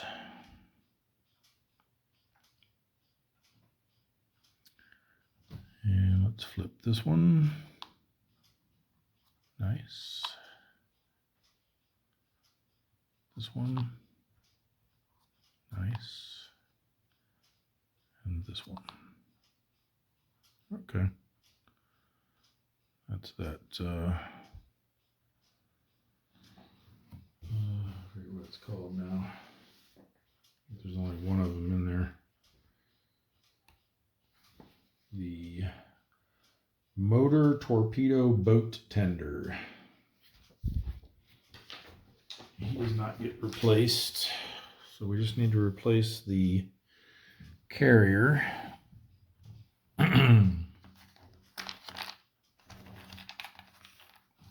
Take out that AGT, then he won't contribute to the counterattack. The carrier most likely will. There's only like maybe one carrier that doesn't have a aircraft capable icon. So this is the Zooey-Ho.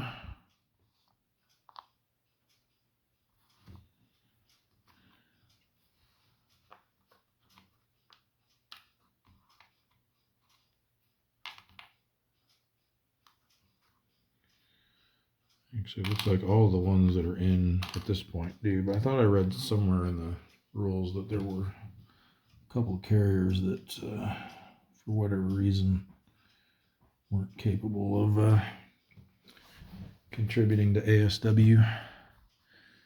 All right, so this goes back to Cup D. And let's get our 4 TDC markers.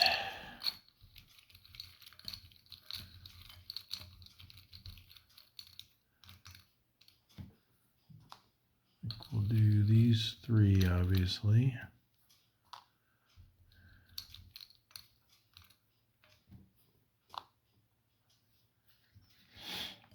And do I want to put the 4th one in our column there up top, or target that red ball over there? Let's just stick with this one.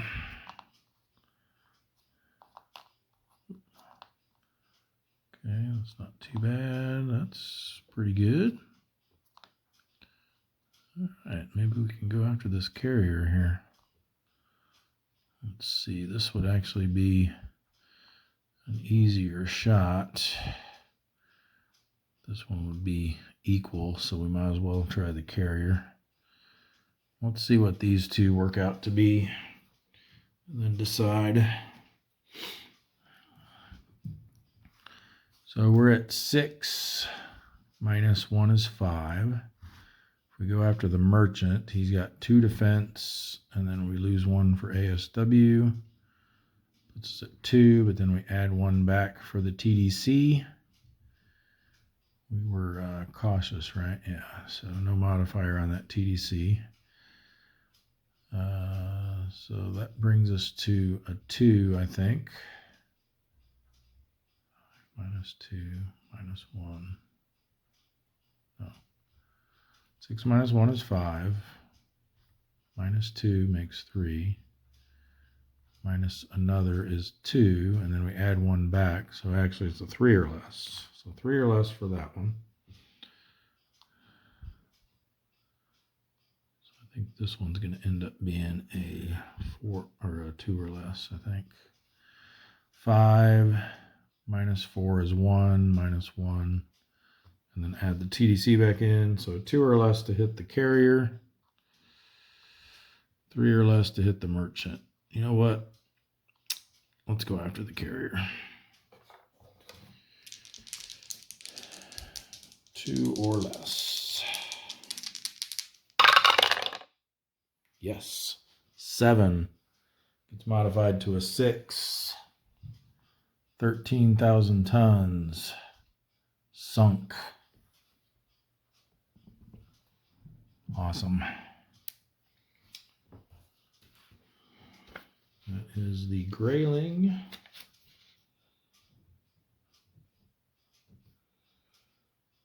Sunk the CV Zuiho.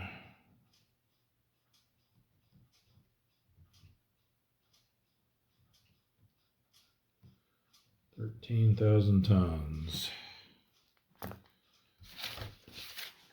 Off to the pile of shame with him.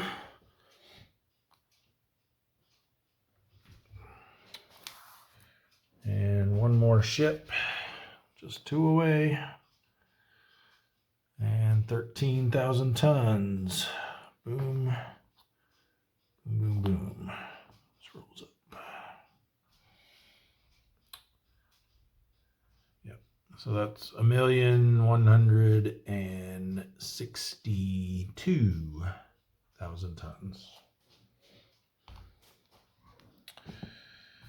All right, we do have a counterattack from the AGT.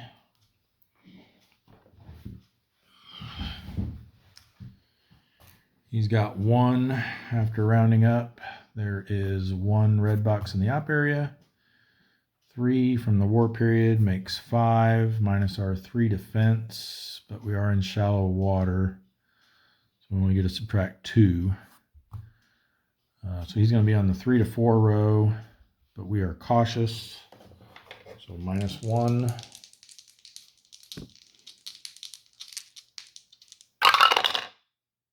2 is going to be nothing.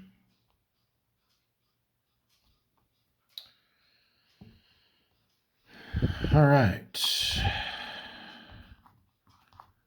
Do we want to try again? We're going to have to flip these 3, assuming we stay cautious, which I believe would be wise. Yeah, let's try it. Could be a big mistake, but let's see. Ooh, nice. Nice.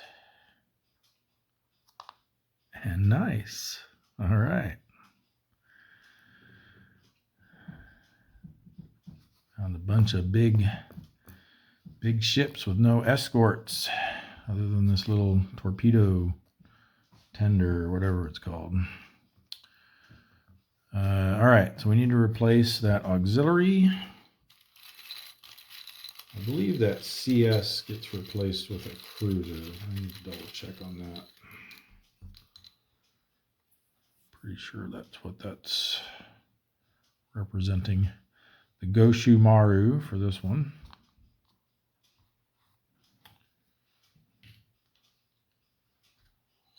Definitely need a cruiser for that bottom one.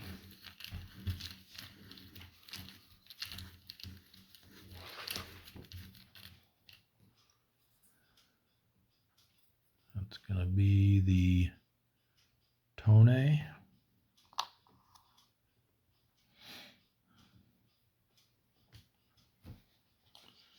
And just to confirm here.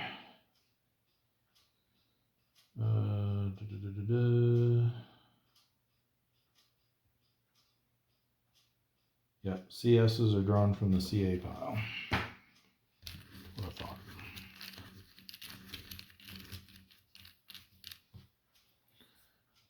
That is the Maya.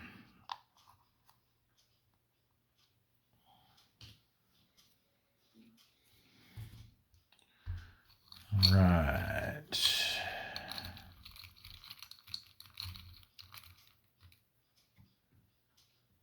Let's go here.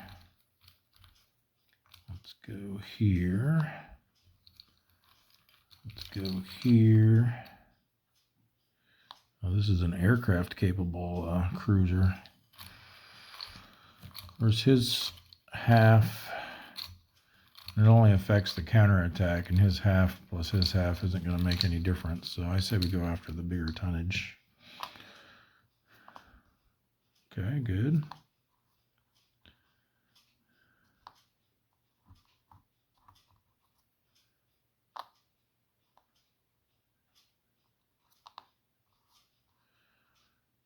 All right, well, these all get a -1 for the reattack round. Let's see what these two would work out to be. Our merchant is going to be 6 -1 is 5, -2 defense, -1 ASW. Brings us down to 2. That's a -2 TDC now for the reattack round. So that brings us up to 4. So we need a 4 or less to hit him. This one, we're looking at 5. Minus his 5 defense is 0. -1 for the ASW, -1 for the going over a column. And then this TDC is actually a -3. So we need a 1 or less to hit that one. Yeah, I think we best just go after this merchant here. So 4 or less is what we're looking for. No. All right, for the counterattack, this is a half. He's contributing a half for the counterattack because he's aircraft capable. So it's still just 1. 1 from the war period, 3 from the op area, makes 6. We only get to subtract 2 for our defense because we're in shallow waters. So again, it's the 3 to 4 row. This time, +1 for reattack, but -1 for cautious. And a 2 is nothing.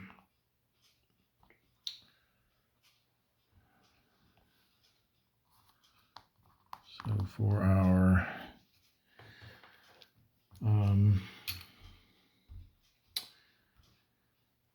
can't think, endurance check, he's a B rating, so we need a 4 or less. Got it.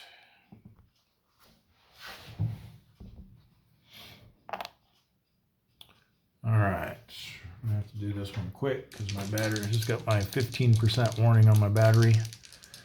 Tarpon, +1 for his search and contact. Ooh, it is gonna be quick because he didn't find anything. 1-3 is nothing. So his endurance, he's a C rating, but he gets a -1, so he also needs a 4 or less. He doesn't get it.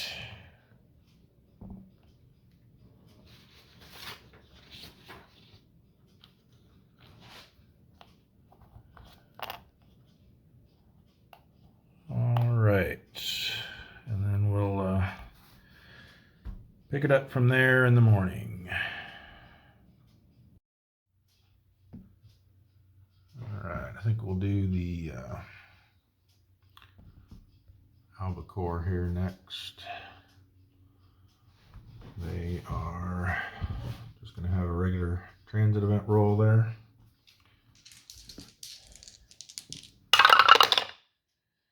Two and 8. Did not find anything.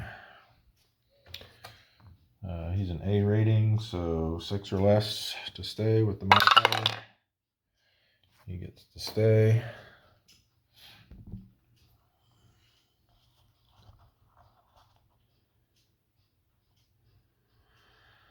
And the Sea Raven, we're going to have him transit move over here to the, not transit move, patrol move to the South Philippine Sea. So he will have a possible transit event on a 9. Nope. And search and contact. 0-9. Ooh, loner. Nice. So we got a white box result on the first die roll, red box result on the second die roll, so he gets to encounter a loner. Let's move this over to here. Let's put it here to be a little more room there. Bring him down here.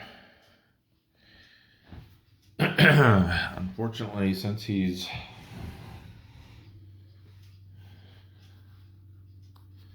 I wonder, should probably get clarification on that too. I know whether he can, what I'm thinking of is whether he can do surface gunnery since he's spotted. I know we did get clarification that with a loner contact, you are allowed to do surface gunnery in both rounds, or all three if you have a super skipper. Even though technically in the second and third round you'd be spotted already, but I'm guessing if we're spotted to begin with, then we're not allowed to. All right, so we get a single draw from column C.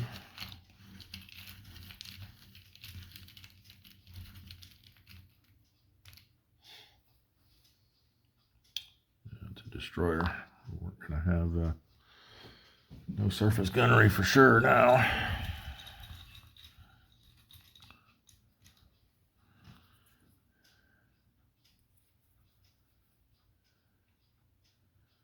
So the Watake, he's only got 5 defense.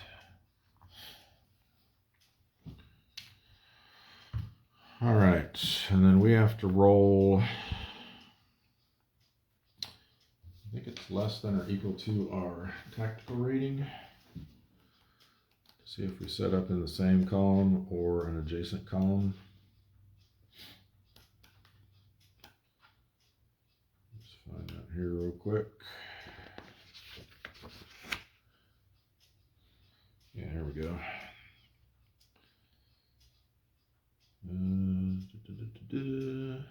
Yep. Equal to or less than the tactical rating. So he's got a 4. We're looking for a 4 or less. Nope. We will be adjacent. I did also confirm that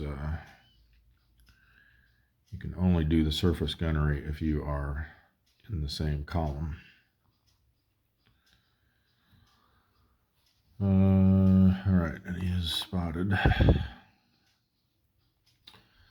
So then you get a TDC marker for him.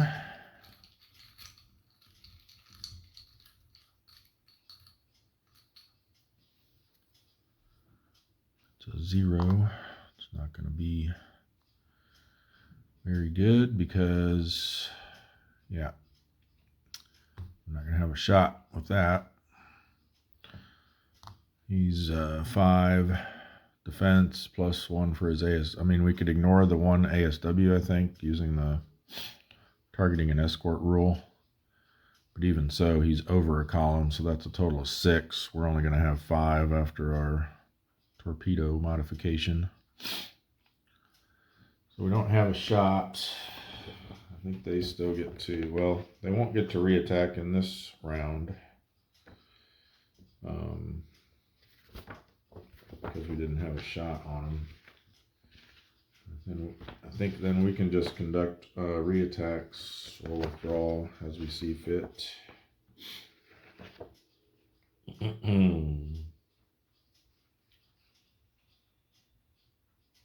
Oh yeah, it even says in the loaner procedure that you can't invoke combat event number 1 if you're spotted at the beginning. But if you're not, and you do initiate surface gunnery in the first round, you are allowed to do it again in subsequent rounds, even though you're now spotted. Let's see. Reattack rounds may be used. Yeah, it doesn't say anything about ignoring counterattacks. So in this case, we don't get counterattacked because we didn't have a valid solution. So now do we just try to sink him in the reattack round? Yeah, let's give it a shot. He's just there all by himself. We're going to slide over. So we don't have that penalty. And we'll get a new TDC marker. Oh, I guess we should have said what posture we were at the beginning too. Since I didn't say anything, I'll have to go with standard for that. We could go aggressive here, which could potentially help us. I think we should. Even though we are spotted, that's going to give him +3 on the counterattack. Yeah, let's try it though. See if we can get him down. So this will have a -1 to it. Plus a -1 for the reattack round. So that's a -3. We're looking at 6 minus 1 is 5. His defense takes all that away. We can't do the special targeting and escort rule in the reattack round because he's now aware that we're there. That's ASW is going to take it down to -1, but then with the TDC at -3, we're up to a 2 or less to hit. Nope. So now he does get to counterattack. One red box in the area makes 2, +3 for the war period is 5. We got 3 defense. We're not in shallow water. So he's going to be on the 1 to 2 row, but he's going to have a +3. Because we're spotted, it's the reattack round, and we went aggressive. I guess I forgot again that the aggressive meant we would have actually hit on a 3 or less with the die roll modifier, but we rolled a 7, so it doesn't matter. So yeah, +3 on the 1 to 2 row. Right, 1 to 2. 5 minus 3, yep. All right, so good. He only got a 1, so that becomes a 4, which is nothing. All right. Missed opportunity there, but what can you do? For our endurance check, he's a B rating. We did go aggressive, so he needs a 3 or less. Yeah, you got it. You can stay out next week. All right, I think we'll slide over here and do the Solomon's next. And then that'll just leave the ones up in the Coral Islands to finish out our patrols. All right, so I think we said we were going to have these guys patrol move up into the Carolines, so they got a little bit better chance of finding something. So there's no transit event check because there's no red boxes there for War Period 3. So we will do our search and contact. 8 and 4. 8's going to be low density, and 4 is a small convoy. So 8, or low density, small convoy is 2, 2, and 1. All right, the Porpoise does have radar. He's only got a tactical rating of 2. So I'm thinking we set up here. This goes away, zigged away. And we go cautious. So we're only going to flip over 1.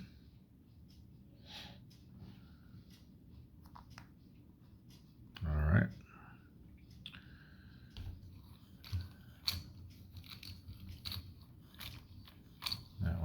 the reattack round, if this ends up being something bad, we can unflip it and then flip that instead and hope that's our buddy, the light cruiser over there.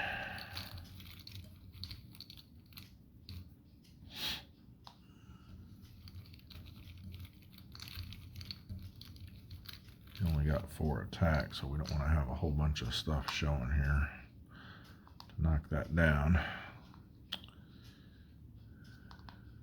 Well, the same. This is assumed to have defensive 1, but I think we'll still just go after that. So who knows what's lurking under there. So 4 minus 1 is 3. We lose 2 for the defense of the ship. This is our unmodified TDC. So we need a 1 or less. Nope. Backwards again. All right. No counterattack. And yeah, for reattack, we'll stay cautious. We'll flip this one. Oh, good.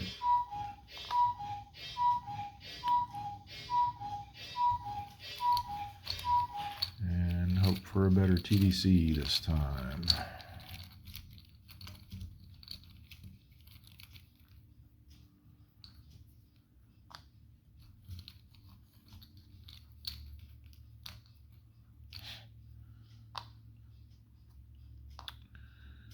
That's not better.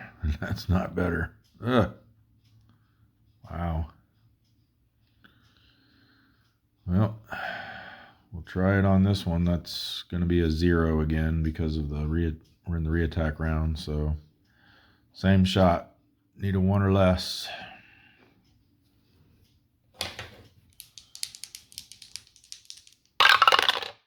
Hey, we got it this time. All right. And a 6 is certainly enough to sink a 3,000 ton. Modified down to a 5. So the porpoise has struck.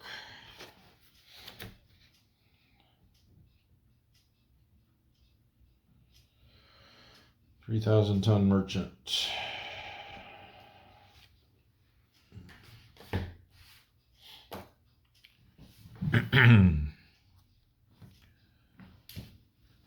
So one more ship puts us just 1 away from being able to try to improve our torpedoes again next turn.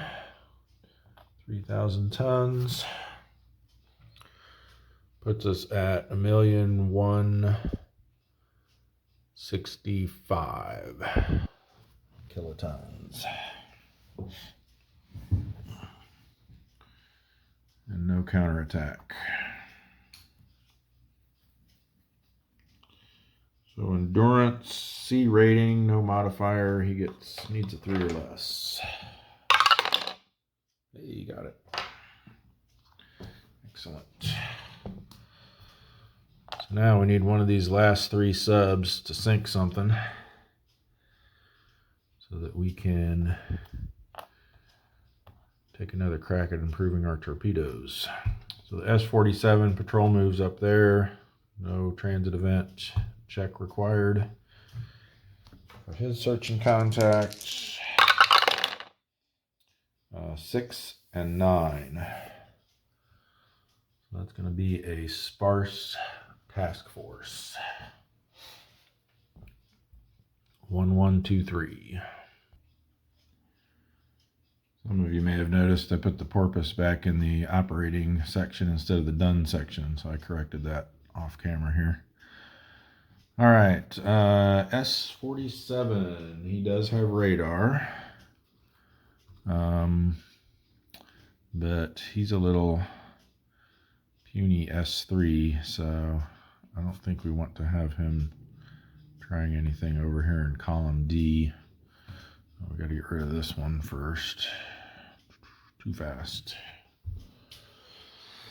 So, yeah, I'm thinking we just have him set up here. We'll go cautious for the first round, so we just have to flip the 1, and if we don't like it, we can unflip.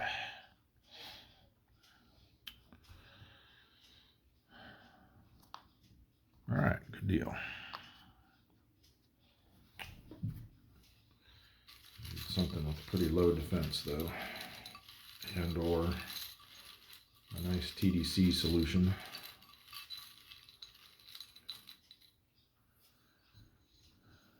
All right, it's only a 3. That's not too bad.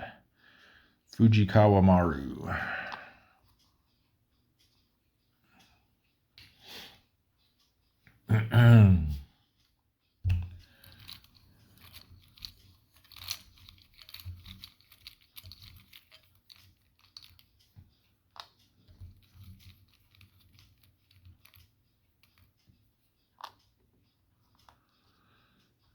Not that great. I'm afraid that's not going to do it.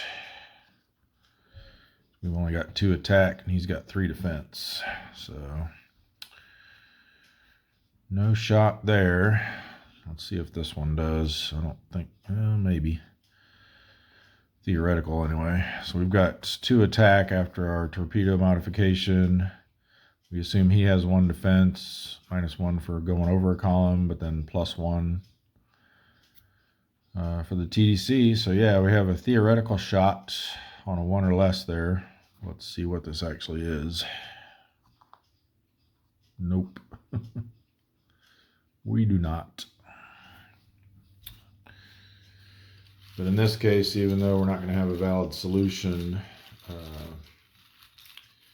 because we targeted a face down and attempted to make a shot, he will get to counterattack us. And that's going to be the Harusame or Harusame. Okay. Yeah, so now there's no possible shot. Since we did take it and it's an automatic miss, then they get to counterattack. He's got 2 ASW plus 1. No red boxes in the op area. Okay. So 2 plus 3 from the war period's 5 minus our 2 defense puts him on the 3 to 4 row. We are cautious. So -1. Ooh, that's still going to be kind of bad, I think. 8. On the 1 to 2 is spotted. So don't think we want to take another attempt here. So we will just withdraw. D rating. He needs a 2 or less. Hey, you got it.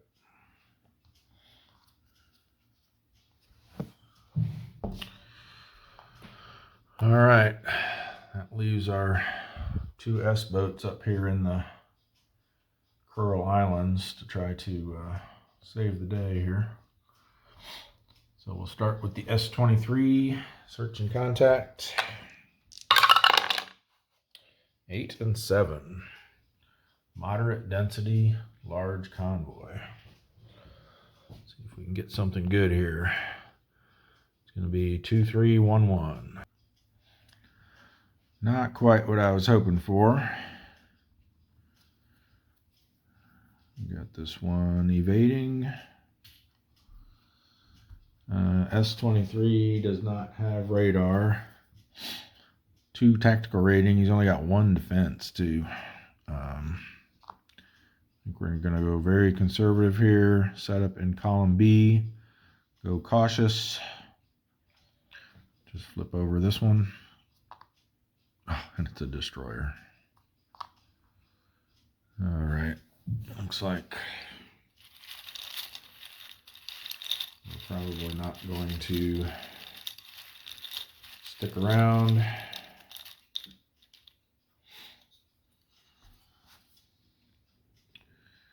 We got the Hatakazi.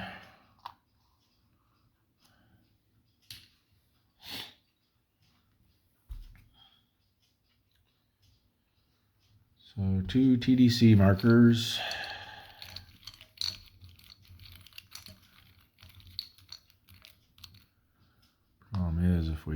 have a theoretical solution on one of these face downs, we're going to have to take the shot. Oh, and it's a -3, so we might. We definitely don't have one on this guy with 6 defense, even ignoring his ASW for the targeting an escort. But this one's probably going to be theoretically possible. 2, we assume his defense is 1, so we lose 1 for that, lose 1 for the ASW. Excuse me. And add 3 back. So potentially we can hit it on a 3 or less. Let's see what it actually is. Another destroyer.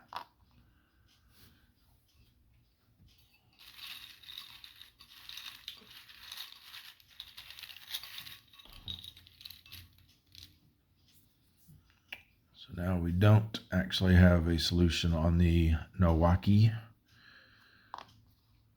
Because we took the shot, we are still subject to counterattack.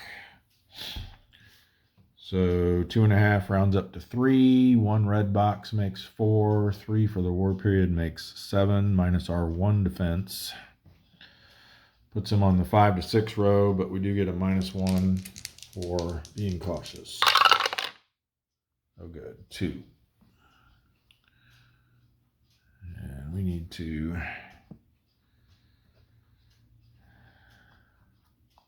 count our lucky stars and head out of here. So D rating, he needs a 2 or less. Oop.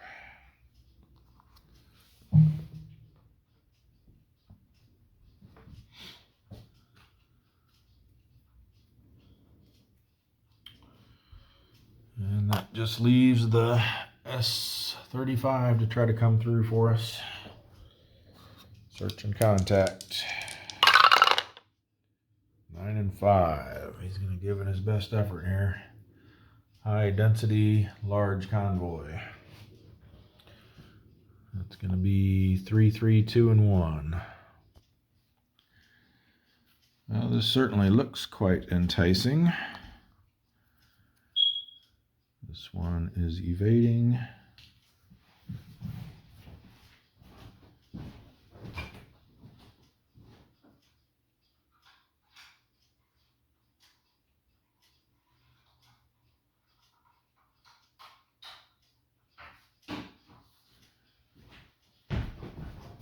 Sorry, having some issues with my smoke alarm. It keeps chirping.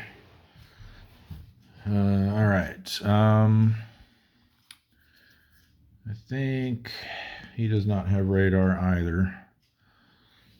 So I think we're going to play this safe again. And just set up here in column A.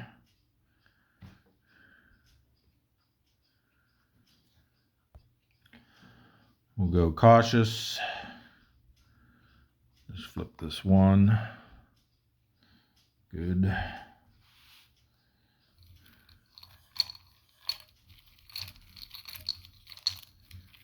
Two TDC markers. Come on, be a -3. -2, I'll take it.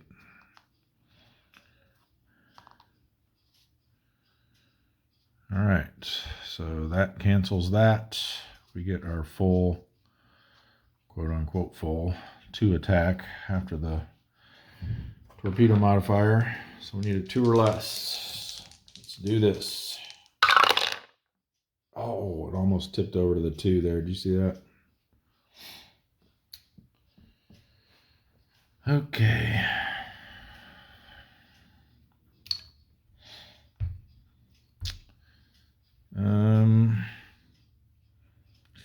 Yeah, I'm still leery about having to flip over 2 of these because who knows what's lurking under those red balls. So I'm just going to stay cautious. We know for sure there's no diligent escorts in column A, so as long as we stick in column A, we're at least safe from them. So we'll stay cautious. Flip this one over. All right. Come on. of these. I don't care which one. Let's just get a ship sunk.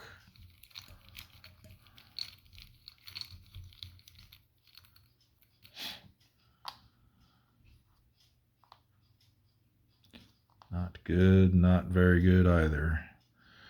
You get -1 for reattack round, so this guy's only a 1. That's going to take us down to a 1. So we need a 1 or less. Oh, so close.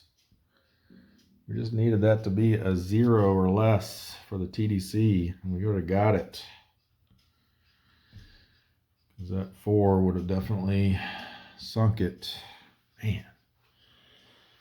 So disappointing. We're going to have to wait a whole nother week now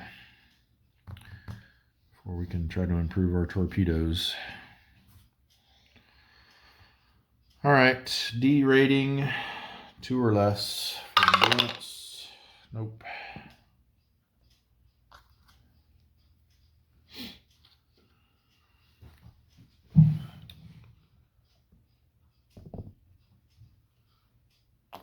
That will do it for our subs at sea. Just making sure. There's that 1 week where we left one and forgot to do anything with them.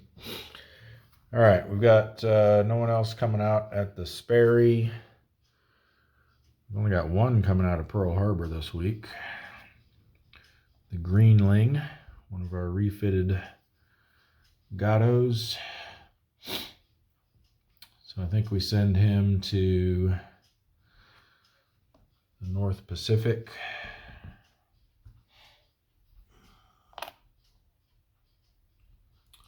No transit event check needed. And let's have him, we've already got quite a bit up in here.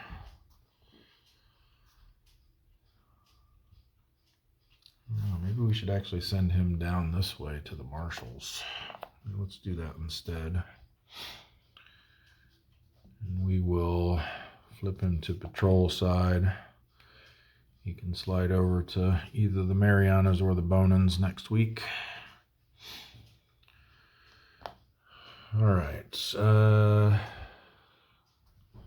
Dutch Harbor's easy. We just got 1 coming out of there. We've only got 2 in the Coral Islands currently, so we'll send them over to there. And no transit event because we're transit side and only 1 red box. We'll have him patrol there next turn.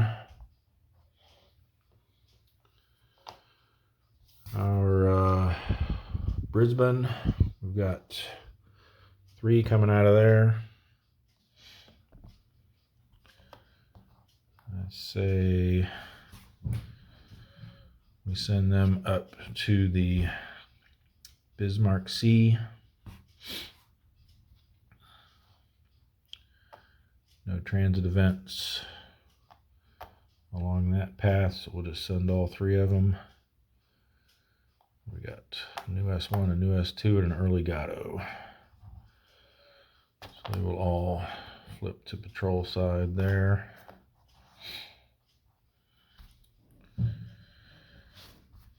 And then out of Fremantle, we got quite a few.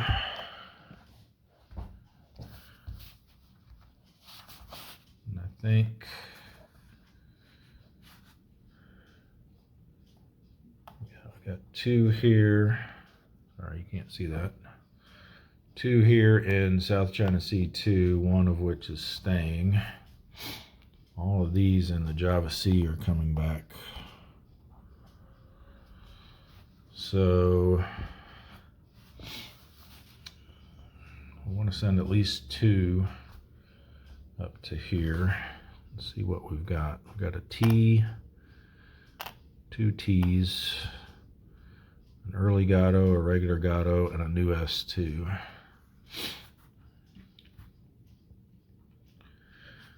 I think we send these 2 up to South China Sea 2.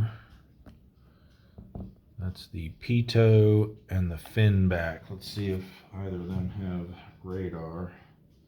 Fin back does not. Pitot does.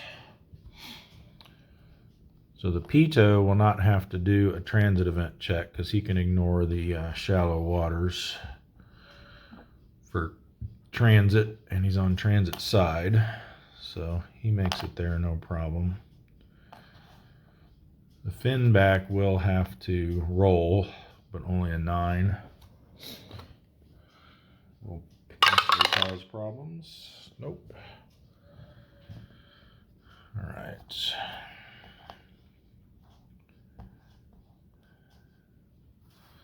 And I think these other 3 we send up through the Band of Sea to the South Philippine Sea. And let's see, we got the Thresher, the Tautog, and the Sowery. Sowery has radar. Neither of the other 2 do. So the Sowery can get through here with no transit event check needed.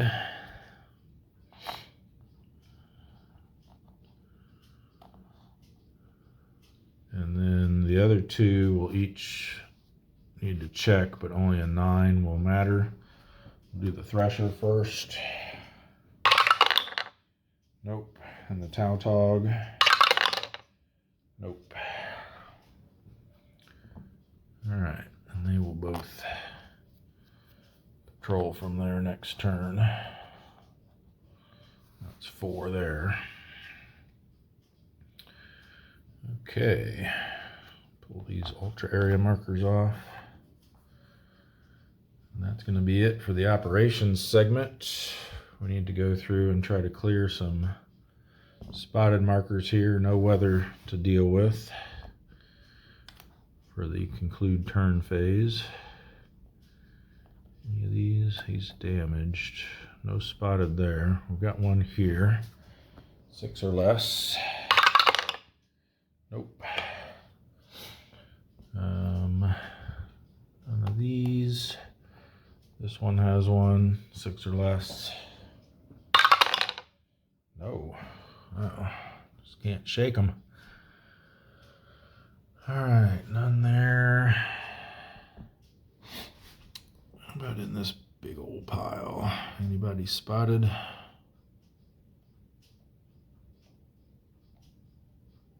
He's damaged. There's a spotted.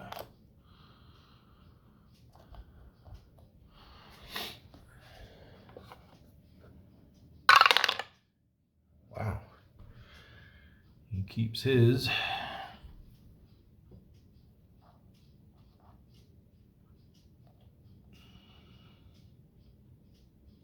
Move this. Put all the ones that are patrolling on the bottom.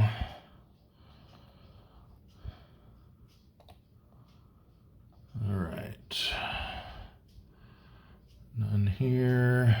None up there in the curls. Looks like that's it for spotted markers. So that's just going to leave. Where did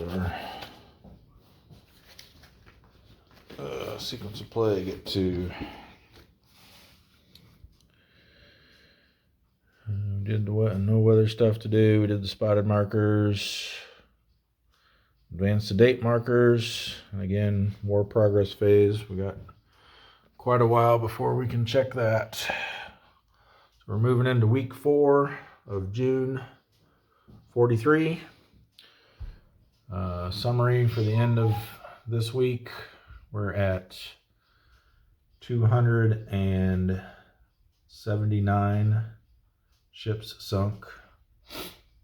We've got 1,165,000 tons sunk, and we've lost 22 subs. So that'll wrap it for this episode. Thanks for watching. We'll see you in the next one.